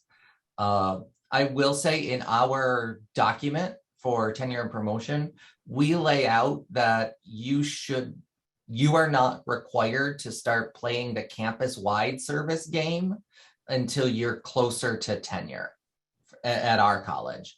And so your first couple of years, it's all library committee work, which is to also help you be prepared and just learn your job and learn how to work with your colleagues in the library. I can say that I've had several colleagues think that I am not doing work sometimes because I am doing that outreach and bouncing around campus. So sometimes colleagues will think if you're not in the library, you're not doing work. I've had to fight that at different periods in my career based on the players. And it's not. I mean, I may be sitting in a meeting with the president of the college on our governance body's executive committee, and I am advocating for library stuff while I'm in that meeting. But then, yes, you do get voluntold all the things you get voluntold to do. And you don't say no to your boss generally until you're tenured. You generally just don't. I mean, unless they ask you to do shady things. Like I once saw this job description it was in the Middle East, and it said must be willing to follow directions without question. And that didn't sit well with me. It wouldn't sit well with me no matter where I saw it. So this is not Middle Eastern necessarily. I think like West Point might have the same thing on their job. Yeah. Yep, go ahead. Whoever was gonna say something else. I was just thinking I had a lot of commitments, but I was asked to be on a committee that had received grant money, and they're writing for the grant and they want to publish. So I got on that because I thought that was like a way to have that support in publishing, even though I was really busy. So sometimes there's opportunities that really can multiply what you're doing, even though they might be a big time commitment. So, and then you have to figure out how, like you said, trade off something or do other things less. So. And the other thing I've found, especially, well, when I started here and I was learning the ropes, it gave me a chance to get into the fun side of service before I got thrown onto committees and things that felt more labor intensive. Like I took second place in the office decorating contest, and I got to be in the campus cornhole tournament. So it's kind of like, those were, I still look at those as outreach. Those were people I met and connections I made that who knows where they'll pay off later. So I actually wrote them all up and put them in my promotion packet. So you have in a roll, things were fall. For the sake of time, we're going to unfortunately skip over the information literacy specific question, but if you come to the breakout lunch, I'm sure there'll be plenty of people willing to talk about information literacy and instruction. So save those questions for then. So I'm going to go round robin on this last question, and it's, what is your philosophy on librarianship, and what does librarian specifically mean to you? And we'll start with Logan. Be a useful human. That's my philosophy. That is my guiding principle. Be useful to everyone else. Love that. Emily?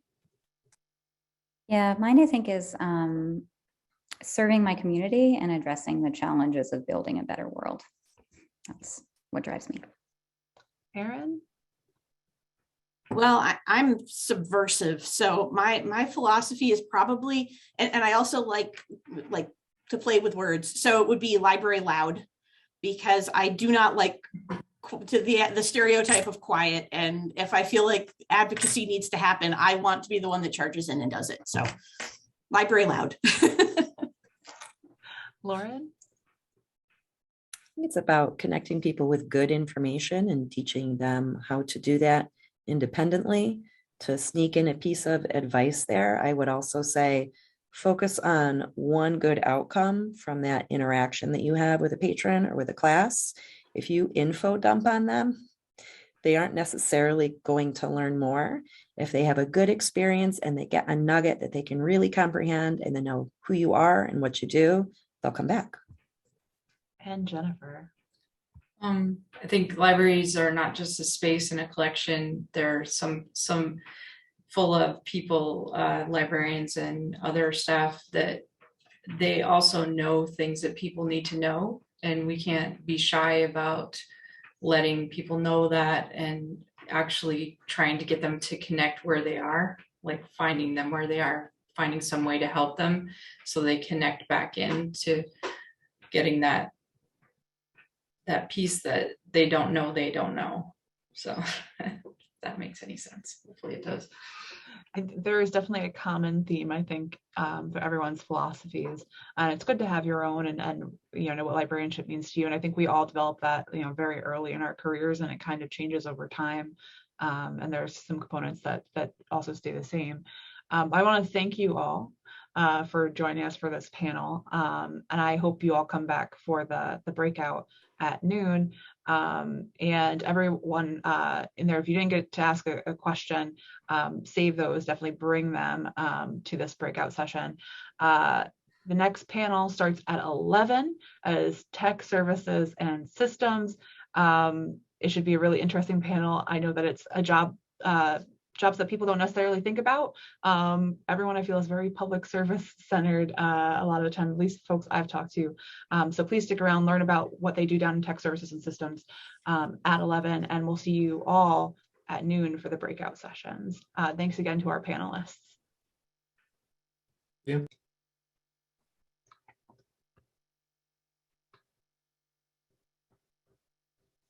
And I guess I will start talking again and welcome everyone back, since we're nearly at 11. So welcome back for the third and last panel of Future Librarians Day. This one is about tech services and systems, and Jocelyn will be leading us through. And I want to say at 12, we are having that breakout lunch. So if at any point you ask questions, they don't get answered during this, please stick around for that, and you'll have a chance to network with our lovely panelists then as well. And Jocelyn, it is all yours. I'm going to stop my screen. Thank you for joining us, everyone. Again, this is the Tech Services and Systems Librarian panel for Future Librarians Day. My name is Jocelyn Ireland. I'm from Mohawk Valley Community College. I'll be the moderator for this session. We're going to start out with some introductions where each panelist will share their name, their position, institution, and primary responsibilities. And after introductions, we'll begin with some questions that were asked through the Google form from registrants. And then I'm going to have a few of my own. And audience members, please feel free to send in other questions through the chat or just comments and thoughts regarding what our panelists are talking about. And again, there will be breakout rooms starting at 12, where each of the three panels, will have their own room. So Heidi Webb, do you want to start with introductions?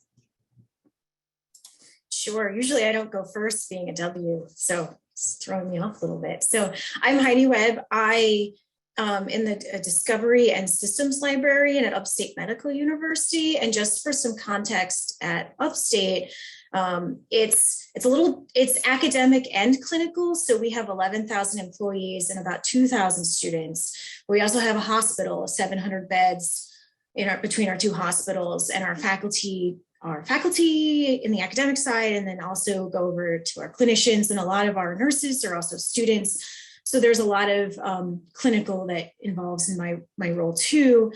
I am a 12-month tenure track individual for those who are interested in that.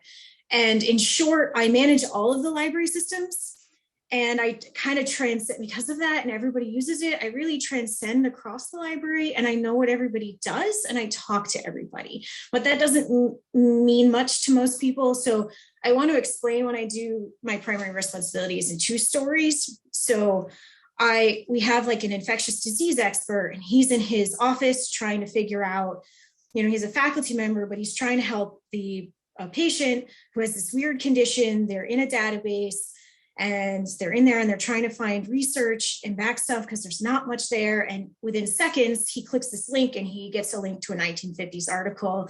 There's not many articles on this topic. He's thrilled. He tells the reference librarians, it's a great day. Well, I'm part of the team that makes sure that the access to the database is there. They can authenticate. If the link doesn't work, we troubleshoot that. That vendor that made that link magic happen, I've exported that to the vendor, and I make sure all of those different things work. And then in a different route, you walk into the library, you check out a book from the self-check machine, and you go off on your merry way. I also was part of the, I make sure that you can find that book in the catalog, what things display in the catalog, the online interface, what does it look like, the look and feel, does it work when you do check it out, how long? We configure how long that works, the notices you get, all of those different pieces all need to be configured. And then in my world, I also there's so much cataloging that impacts discovery. I actually also trained the clerk that cataloged that book, and I helped set up the system that printed the spine label on that book so that you could find it on the shelf. So it really does cover the whole range, and I hope that makes it a little less library jargony for everyone. Thank you, Heidi. Lori, do you want to go next? Sure. Hi, everyone. I'm Lori Winke. I'm the Acquisitions and E-Resources Librarian at SUNY Librarians. What that means is I'm basically responsible for anything on the back end of our system, which is ALMA, that impacts either acquisitions, cataloging, or discovery of e-resources specifically. I have a colleague in Access Services that handles sort of the look and feel and sort of the overarching nature of users on the discovery side, but I'm sort of the acquisition side.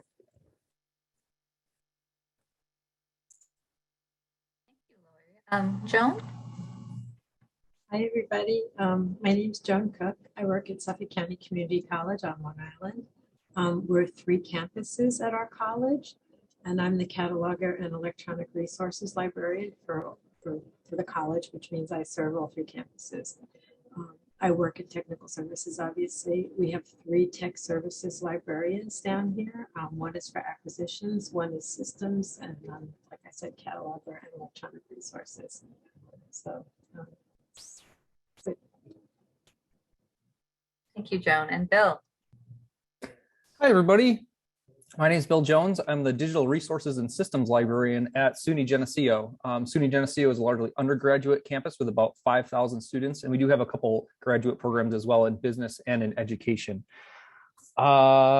a couple of different my responsibilities. I focus a lot in innovation and connecting different systems together. I'm part of a larger team that's called Library ITS, it's Library Information Technology Services, and there's 3 of us as part of that team.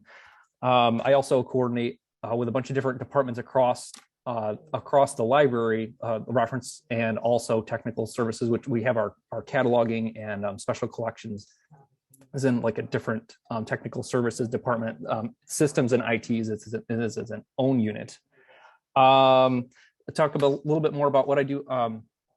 Same with Heidi, I'm ensured that we have access to our resources. So if somebody can't get to a full text PDF, I investigate that and either contact the vendor or see what's going on, or see if we even have access to that thing, because sometimes we don't. And integrating a lot of different systems. So making sure that Iliad can talk with Alma, and then our other database vendors, that they can talk with our different resources as well. I've also worked on a couple different really cool projects. One of them was, which is actually fading away now, is the NSIP add-on for Iliad, which was originally built for Harvard to allow Iliad, the interlibrary loan software, to communicate with Aleph, the circulation software, so that you wouldn't have to check the book out in Iliad and in Aleph at the same time when you checked it out. So Iliad would send a message to Aleph and say, hey, this book's being checked out, and it would save some work. That work was done a little while back, maybe like 7 years ago. And it was modified by the community to work with Alma, which is really awesome because they took what I made and they made it even better. So that's really cool.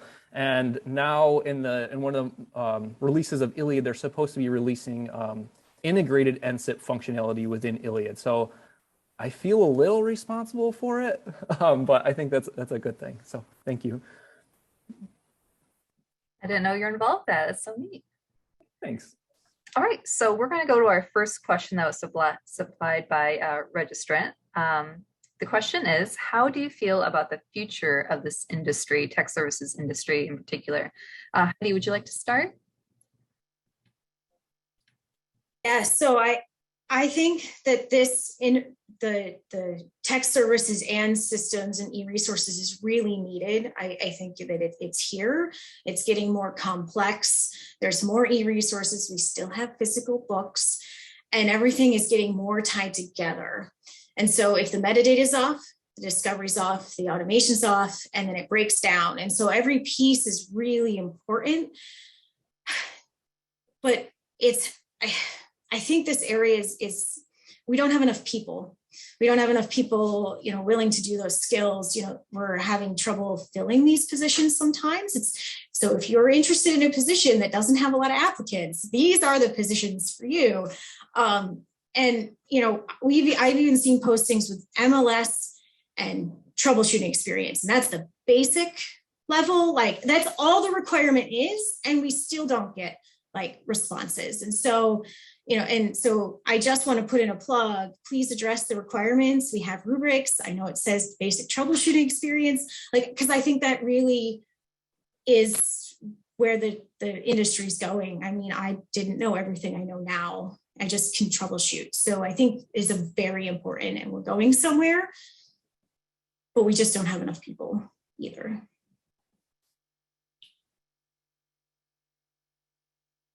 Anyone feel free to jump in. Okay. Yeah, I just like Heidi said, you don't know what you're getting into when you get into this. Any of the skill sets, I mean, they're great to have and all that background knowledge, but I had no idea what I was going to be doing when I started my job. And the way that they write the job descriptions too, they're very kind of catch-all-ish and very generic, and that you will provide leadership for discovery systems and services.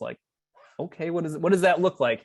And a lot of times you can kind of frame the position how you want it to look and what your interests are. But yeah, there's definitely a lack of systems people out there. And I know that you might have heard oh, well, everybody's got systems in their job, right? Everybody's got to do a little bit of coding or whatever, because everybody's using the web and they're using libguides. And it's well, that's not entirely accurate. You do need those experts out there that can critically think through those issues and sometimes just get knowledge from the beyond, almost of I have no idea what's wrong with this issue, and hope and pray that the answer comes into my head because I can't find it. So thanks. And I'll just jump in to say I'm a new librarian. In July, I'll be here 2 years. This is a second career for me. In my previous life, I was an art museum educator. And everything I know about my job, I learned on the job. I didn't come to the job with these skills. So I would say I do feel optimistic about sort of getting more people in these roles by sort of broadening people's understanding of what the job entails. And that's part of the reason I'm here today. I can just jump in too. I just also want to agree with Amanda in the chat that tech services is the backbone of the library. I mean, we provide resources to everybody, whether it be print or electronic. You know, like I order books and we make sure they're available. Even if we order ebooks, we have to make sure they're available, searchable. So it's a really cool job. And I do stuff I didn't expect to be doing, but it's fun. You do learn on the job. Thank you. We'll move on to our next question, again supplied by a registrant. What is the job outlook for tech services and systems? And the person asking the question was wondering about catalogers in particular. So anyone feel free to jump in.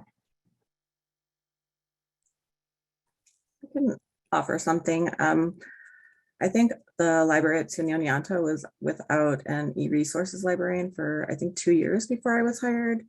And we are still without a cataloging and a metadata librarian at this time, which has been longer than 2 years. So these positions are, as others have said, difficult to fill because of the number of applicants we get is not high. And also, I mean, SUNY is a more remote location than maybe most are used to. So it's sort of difficult for people who aren't white to sort of come here, acclimate, build a support system and want to stay. So that's part of the diversity issue, which is across the entire field, but I just wanted to mention that.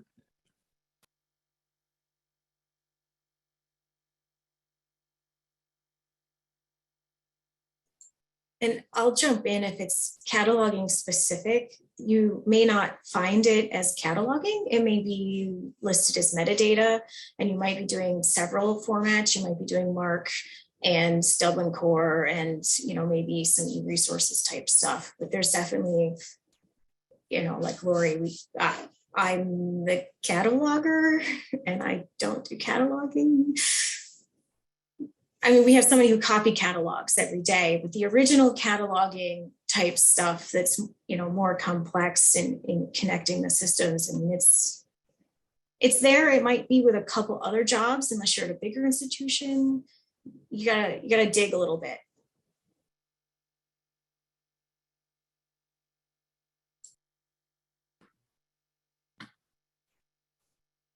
Anyone else?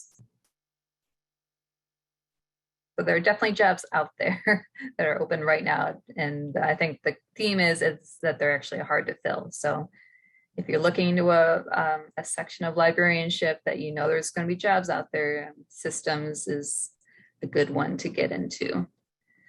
The next one I have is how much knowledge of coding, if any, is necessary for a career in technical services? And a little more broader than that, what skills are most important? So I'm going to start with Bill for this one. Are you sure? I heard Heidi say she wanted this. No, you want me? I would say the level would have to be beginner would be the right answer. Because you have to at least have an interest to learn it. Other than that, you can kind of go from there. A lot of times I'm Googling you know, for my answer, and I'm checking Stack Exchange. But what I would recommend is start off with HTML and CSS first and look at W3C schools for that. That's a free resource online. It's just all documentation and you can try that stuff out right there. So start off with HTML and CSS and JavaScript. If you want to start with a programming language, then I would jump right into PHP. And if you don't know JavaScript, yeah, I would actually recommend learning PHP first because it's a little easier to learn. And then they kind of translate. Like once you learn, I heard this phrase and I didn't believe it, but I believe it today. And it's once you learn one programming language, the rest of them are kind of the same. And it's kind of accurate. They all have their nuances, and like, variables appear in different ways, and you use semicolons in some and not in others, and some needs 4 spaces and they need to be tabbed a certain way. Others don't care. So just get your feet wet. The most important thing is to have passion and interest in it.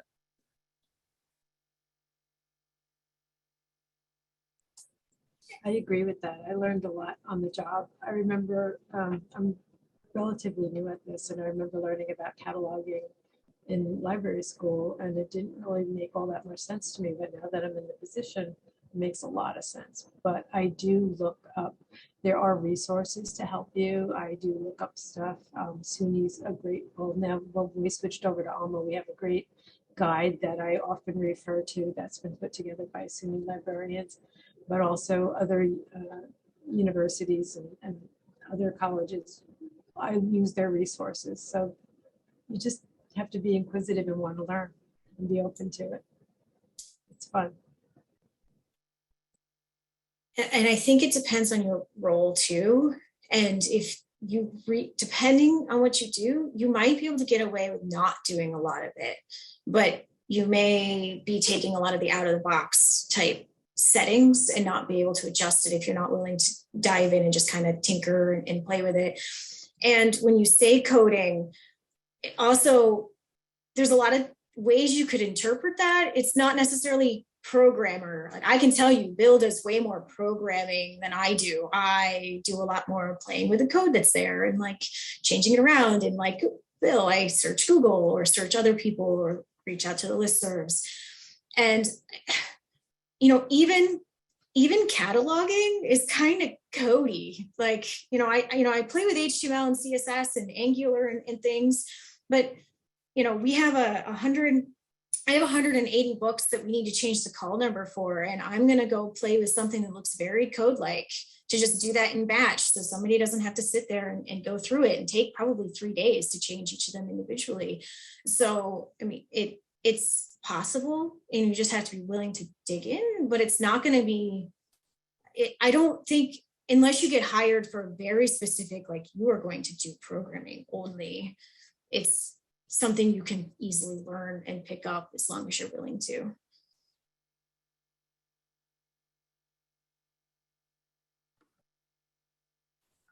There's nothing else. We'll move on to the next one. How fulfilled are you with your profession? 100%. I love it every day. I'm learning something new every day. I'm building new things. I'm meeting new people and communicating and working in teams. And I feel like I'm actually changing the world in my position. I know it sounds a little silly, but I do feel like I'm making the world a better place through my work here at SUNY Geneseo. I second that. I love what I do. I've had several jobs over the years, and I think the best part of being a librarian to me is that we provide services to people, and it's in a democratic fashion. Like, we're here for everybody. And I love working. I've been here at the college since 1998. I was an adjunct for many years and went back to school as an adult and got my degrees. But the great part about it as a librarian, and I see that with my colleagues, is we serve in different places on campus. I'm on plenty of committees. I worked at a public library, so I'm still on public library committees and things like that. So we really serve a broad group of people, and it's great to be part of that. I would agree with both Joan and Bill in that I went from a career that I absolutely hated to one that I really quite enjoy. I think the problem solving every day satisfies my curiosity, keeps my mind thinking, and people are generally pretty happy when you solve problems for them. So I'm like very popular amongst my colleagues, which is nice that my work is appreciated. Yes, we are well appreciated, I would say. And I would add that I also enjoy where I work. So I love what I do and where I work. So, those two together, I couldn't be happier right now. Very nice. right, the next question was actually asked through chat, so you haven't received this one yet. I wanted to get to it. Sorry, I want to make sure, right? What's something that you wish you knew before becoming a librarian or taking your job?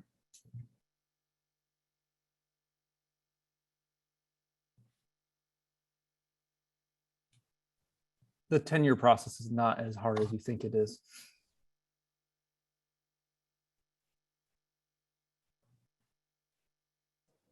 I have to say that I didn't know, I mean, in library school, I didn't really know that I'd be doing use of statistics and things like that. And we had switched over to a new library system a couple years ago. So it's good. I started just about then. I had a little bit in the old and now I'm in the new system.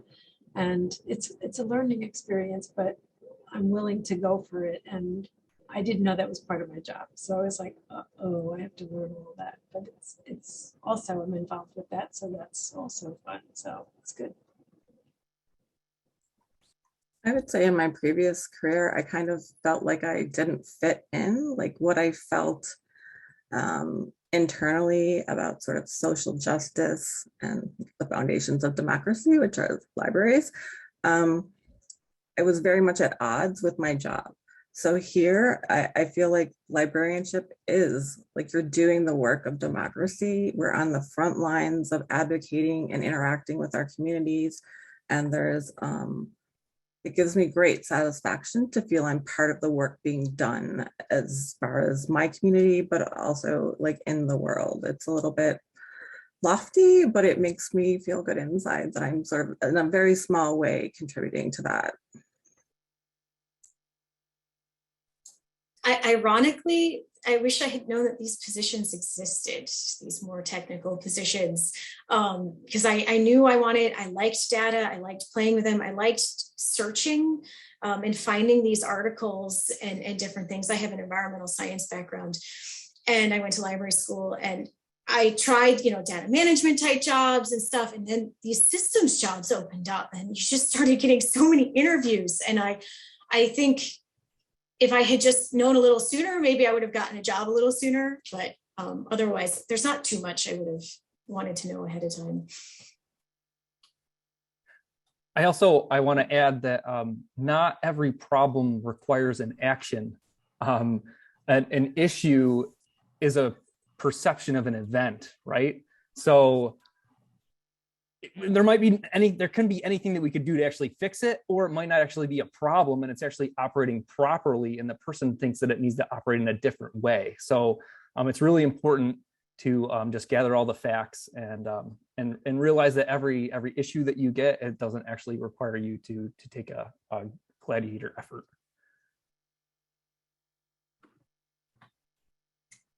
Right, we move on to the next question. What tools do you use to do your job and what library systems do you interact with? Anyone feel free to jump in. I wrote a whole list, so I'm going to jump in. So a lot of my job is email, like every day, all the time. I got to monitor it. I monitor on my phone, on my iPhone. And I got to watch that all the time because if the library is broken, I got to fix it, right?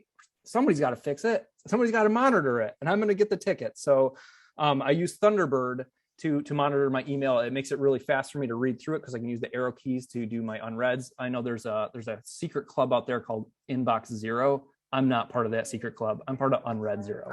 That's how I do my thing.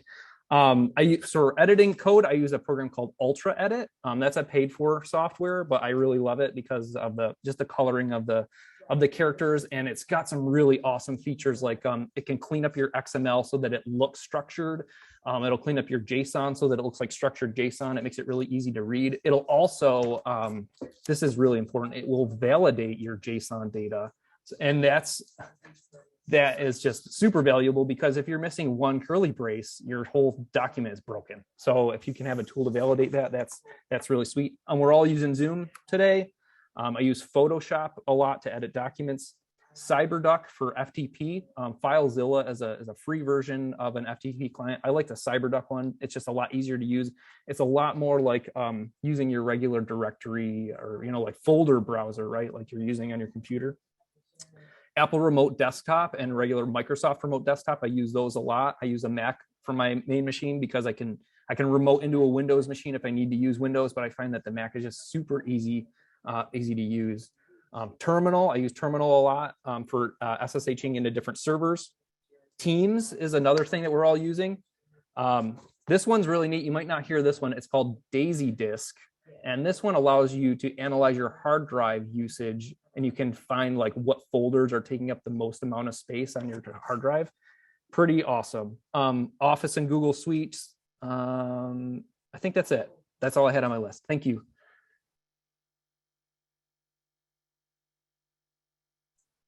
I love how excited Bill got, and there's a comment in the chat about that too. So clearly Bill really likes his job. Go ahead, Joan. I use OCLC Connection client because I do cataloging, so I get bib records and put them over into Alma, and like Bill, I email all that other stuff too. We use Teams. I'm chair of a committee here for our electronic resources, and I put all our documents in Teams, and we meet via Zoom, but it's a great place to share documents and information. I'll just add two things that I use daily. TechSmith Snagit is a screen snapshot software that I use to sort of create documentation, to sort of lead people through like the path they need to take to get where they need to go. And also plain text notepad is your friend, because I'm constantly cutting and pasting things, and it removes all the formatting and coding so that it's just the text. So I use that constantly. Yes, things that decode and encode too within browsers. And I would say, to add on to these tools, I use a lot of vendor products. Like, I'm in the vendor products all day. So we have Alma and Primo, the SpringShare suite. We also have Open Athens, and I'm in admin interfaces for these products because they have a backend library interface. So hot tip for e-resources people, you can actually change some of it by getting into the admin interface. And browser extensions, or the like Chrome and stuff, they have developer tools. I'm in there a lot actually to watch how the links trace through as somebody goes from one place to another, because a lot of times that's how I find why there's a problem. Like, the link went from here to here and it should not have gone there. It should have gone here first. And that you can kind of find where it breaks, or you can adjust the CSS, or you can watch the network traffic, or there's a lot of stuff in the browser dev tools now that's really helpful.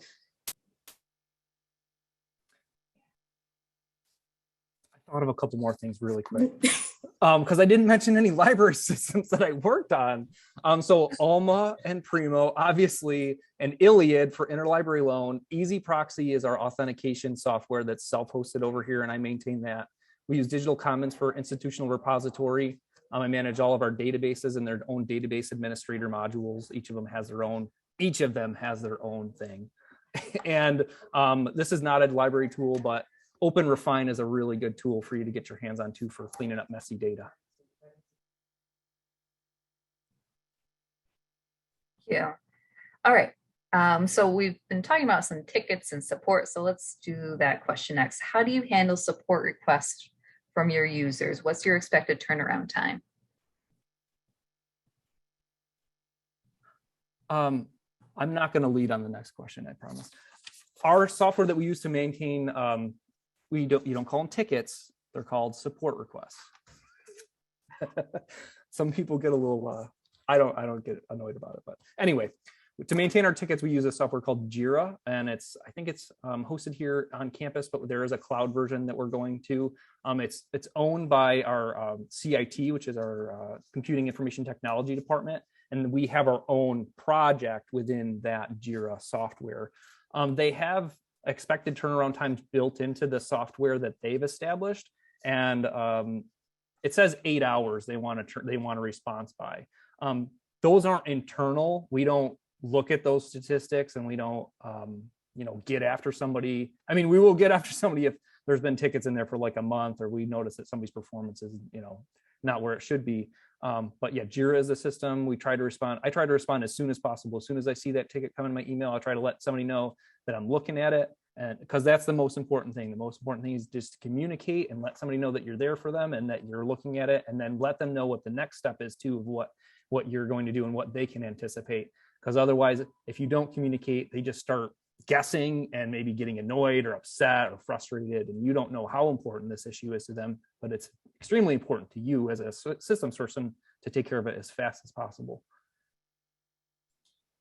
And then sometimes all you can do is identify what the problem is and where it is, and then it's all in the vendor's hands. So if you can, sometimes just is which system is the problem in, so that you target the correct one first, and you'll get to a solution faster. But then you submit a support ticket out to the vendor, and you wait and you wait. You might be able to prod them, but at that point, there's not much it is a kind of a waiting game.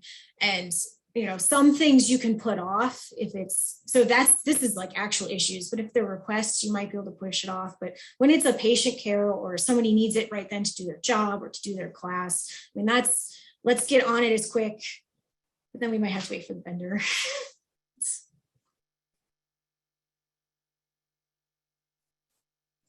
We don't have a ticketing system here for our libraries, that the college does, of course, but it's something that we're supposed to be working on and implementing. But we have a listserv with our librarians. So if there's problems with anything, typically it will go to the listserv, or since I said there's 3 of us down here in technical services, somebody will email all 3 of us, and then whichever one of us is equipped to address the issue, that's how we respond to it.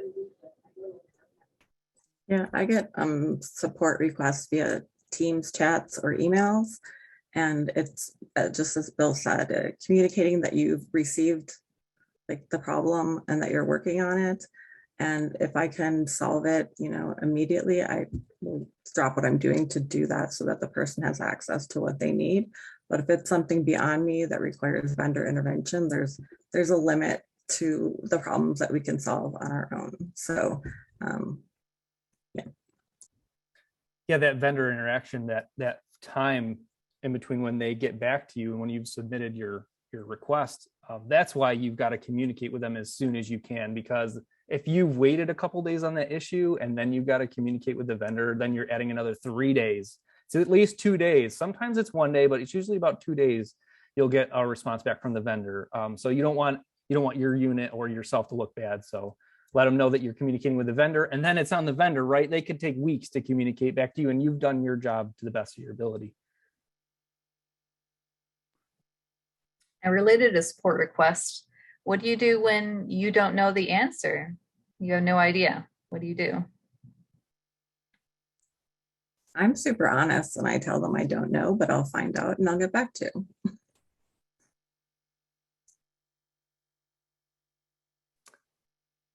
Yeah, I will tell them that I don't know. I'll gather as much information about it as I can and try to think of it from different perspectives of who else might have this issue and what would it look like for them, because that might help solve the problem. I'll scour the internet. I'll reach out to the vendors. I'll pray about it. Yeah, that's what I got to do. I try to recreate the issue. Because sometimes if I can't recreate it, it's not that it's not an issue, I'm not in the right environment. So our clinical areas have a different access point than other areas. Some people might be on a different browser. So I try to recreate it as best I can and follow that user path that Bill mentioned, and figure out where the problem is. And then yes, listservs, people, documentation, colleagues, and sometimes it's just trying a whole bunch of different things till you find it. But it's fun, right? You dig in and you find all these problems. You fix them. It's true. Jocelyn shared that screenshots are helpful. Sometimes people ask me questions and I'm like, okay, where were you? And what were you doing? Because that can change the whole thing. So just communicating with people, and often I address the issue with my colleagues here in TSO if there's something that I don't understand or something that there's that's their specialty. So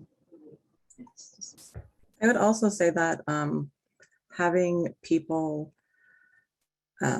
Sorry, I totally lost my train of thought there. Never mind. That's okay. I wanted to say that those screenshots are super important because people assume that you know what they're talking about.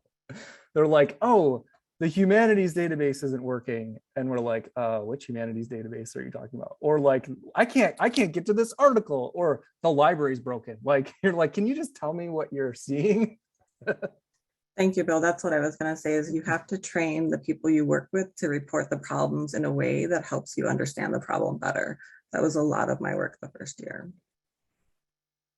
I think a lot of communication is done on email. I find that. And sometimes I'm like, wait, let's just pick up the phone and talk with each other. And then that will help solve the problem too sometimes. It's just, you're just not talking about the same thing.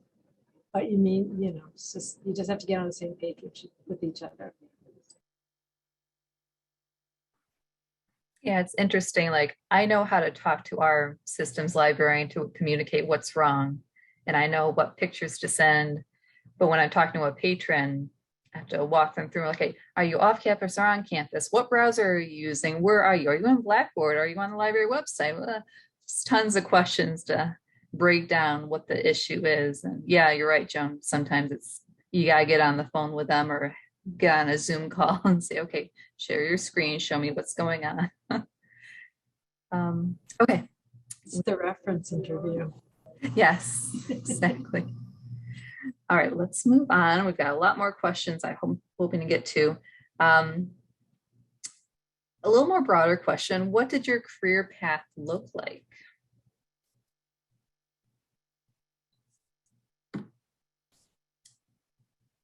I feel you've already talked a little about how you've kind of went from one career to the next and maybe didn't know that you're going to end up here. It's kind of interesting question. Lori, do you want to start? Sure.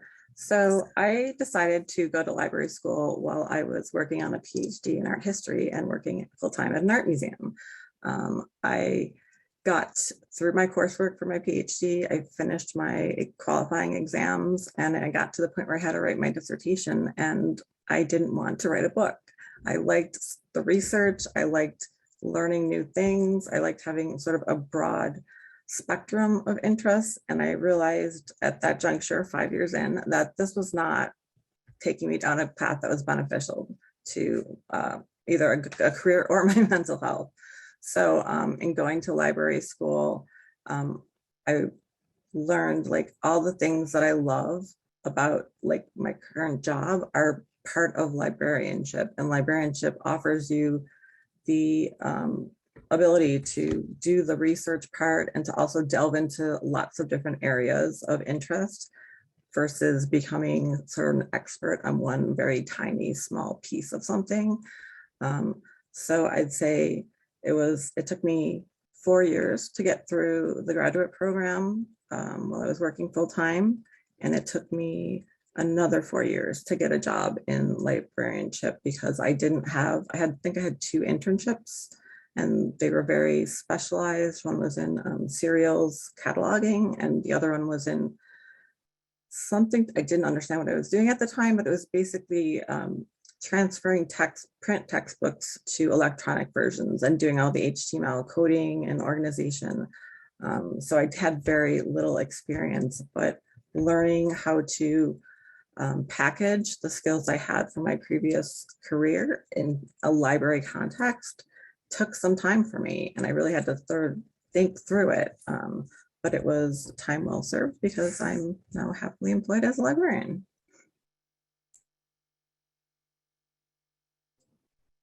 I've been working at the college here for a long time. I started actually as a student here. I went back as an adult, as I had said earlier. I started as a graphic designer in the theater department.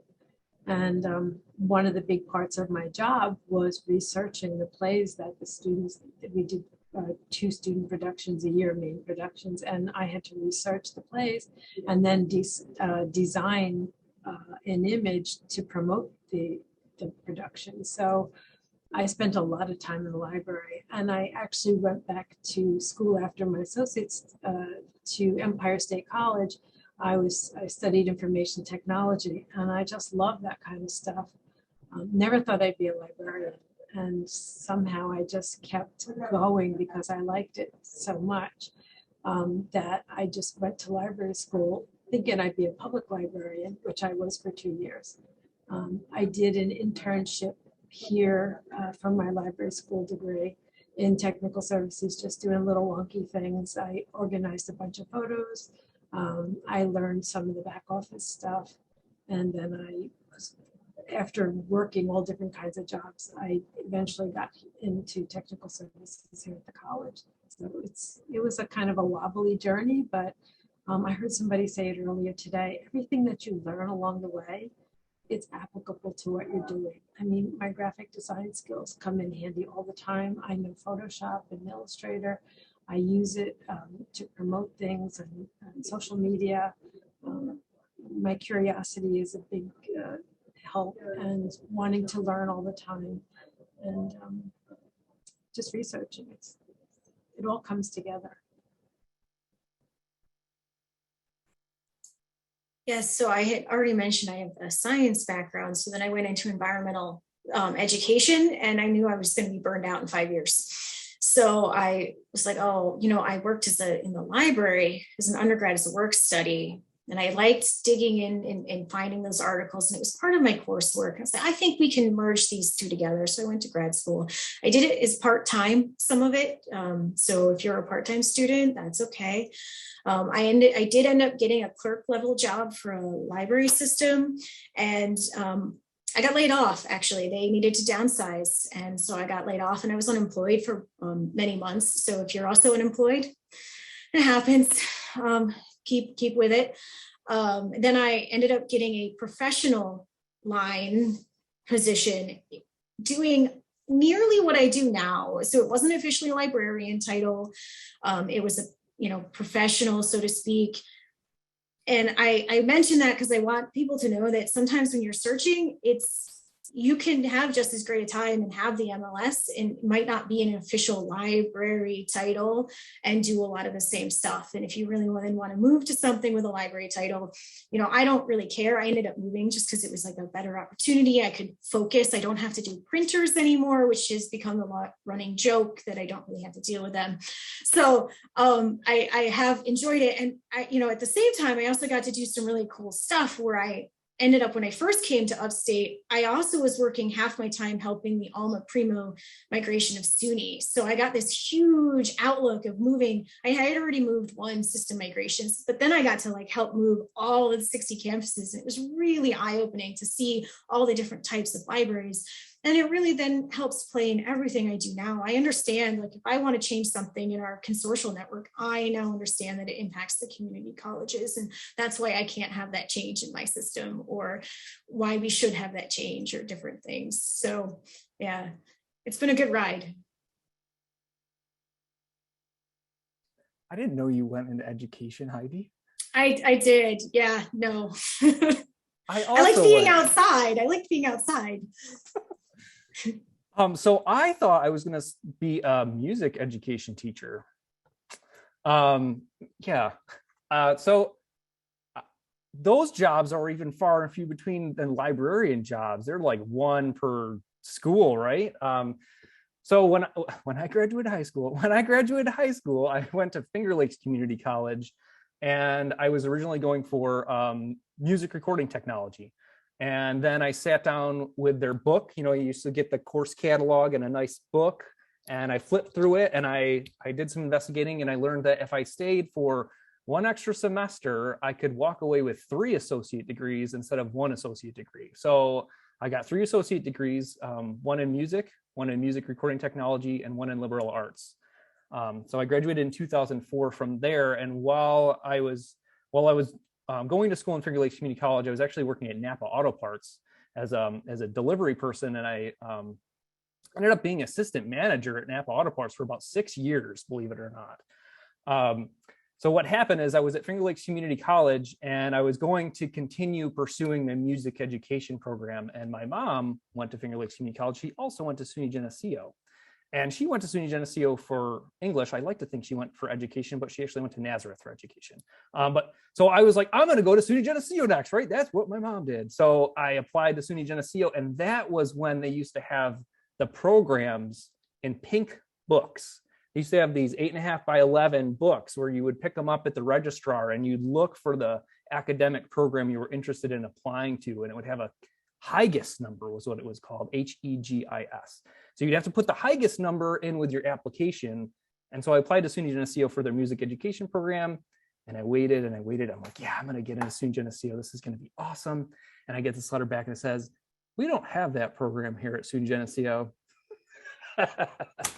So they don't have a music education program at SUNY Geneseo. They have music performance, they have music theory, music composition, theater, all sorts of stuff, but not a music education. I thought, what did I know, right? I thought they have a music program and they have an education program. Surely they have a music education program, but they didn't.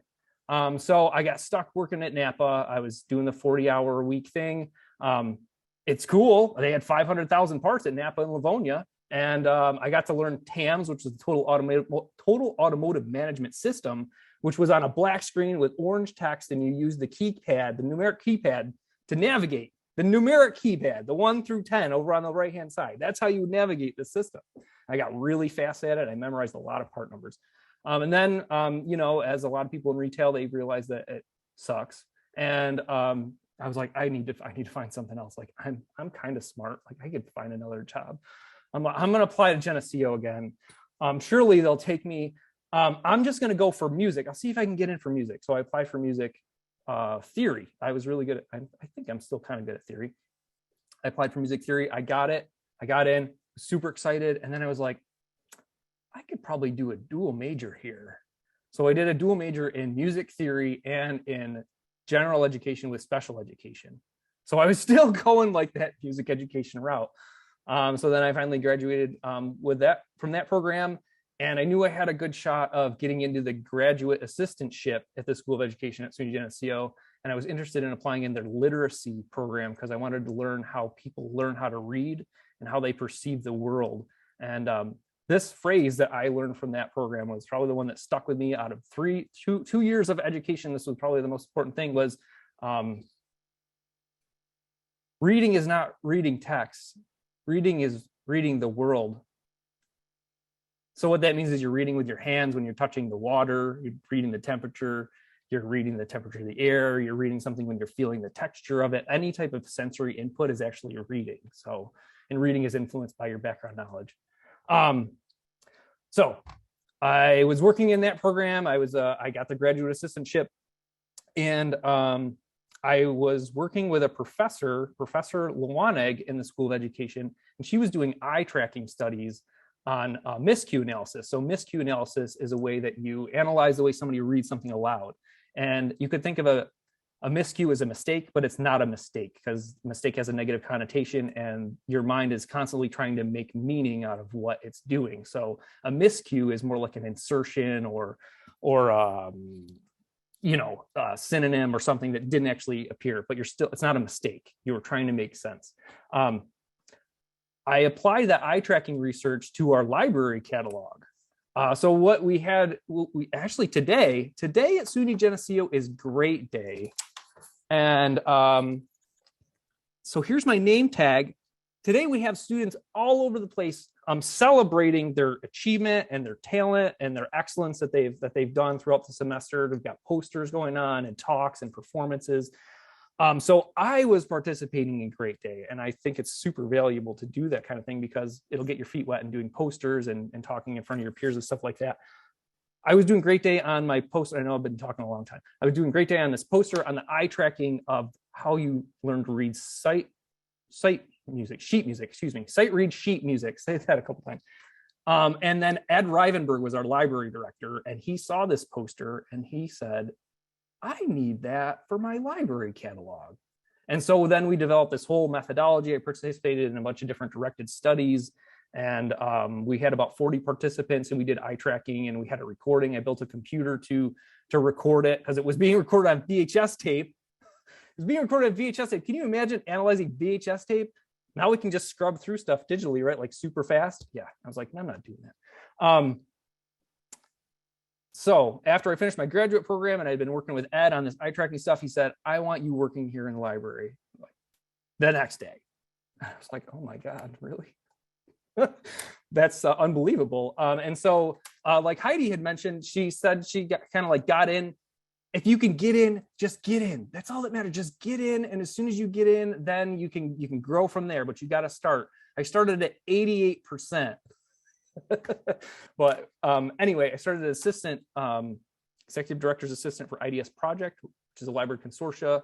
And then I was the, goodness gracious, I did a bunch of different tech things for that job. And then I finally applied for this job in 2017. That was I kind of like sputtered out at the end there. But the IDS project position, you know, as soon as you can make some contacts in the library and then you can get your foot in there, it will just grow into kind of what you have in mind. So just like I tell my daughter this, if you can dream it, you can do it. So just have it in your mind. Have it in your mind, put a picture of it and just look at it and believe it, and you'll have it. I hope we just broke all stereotypes of, you know, systems people being in their room in the dark, because I think we just broke every stereotype and just it's not there. Yeah. All right, so it is past our time, so let's give everyone a break and we'll come back at 12. So there's a lot more questions we haven't answered yet, so definitely come back at 12 for our breakout rooms.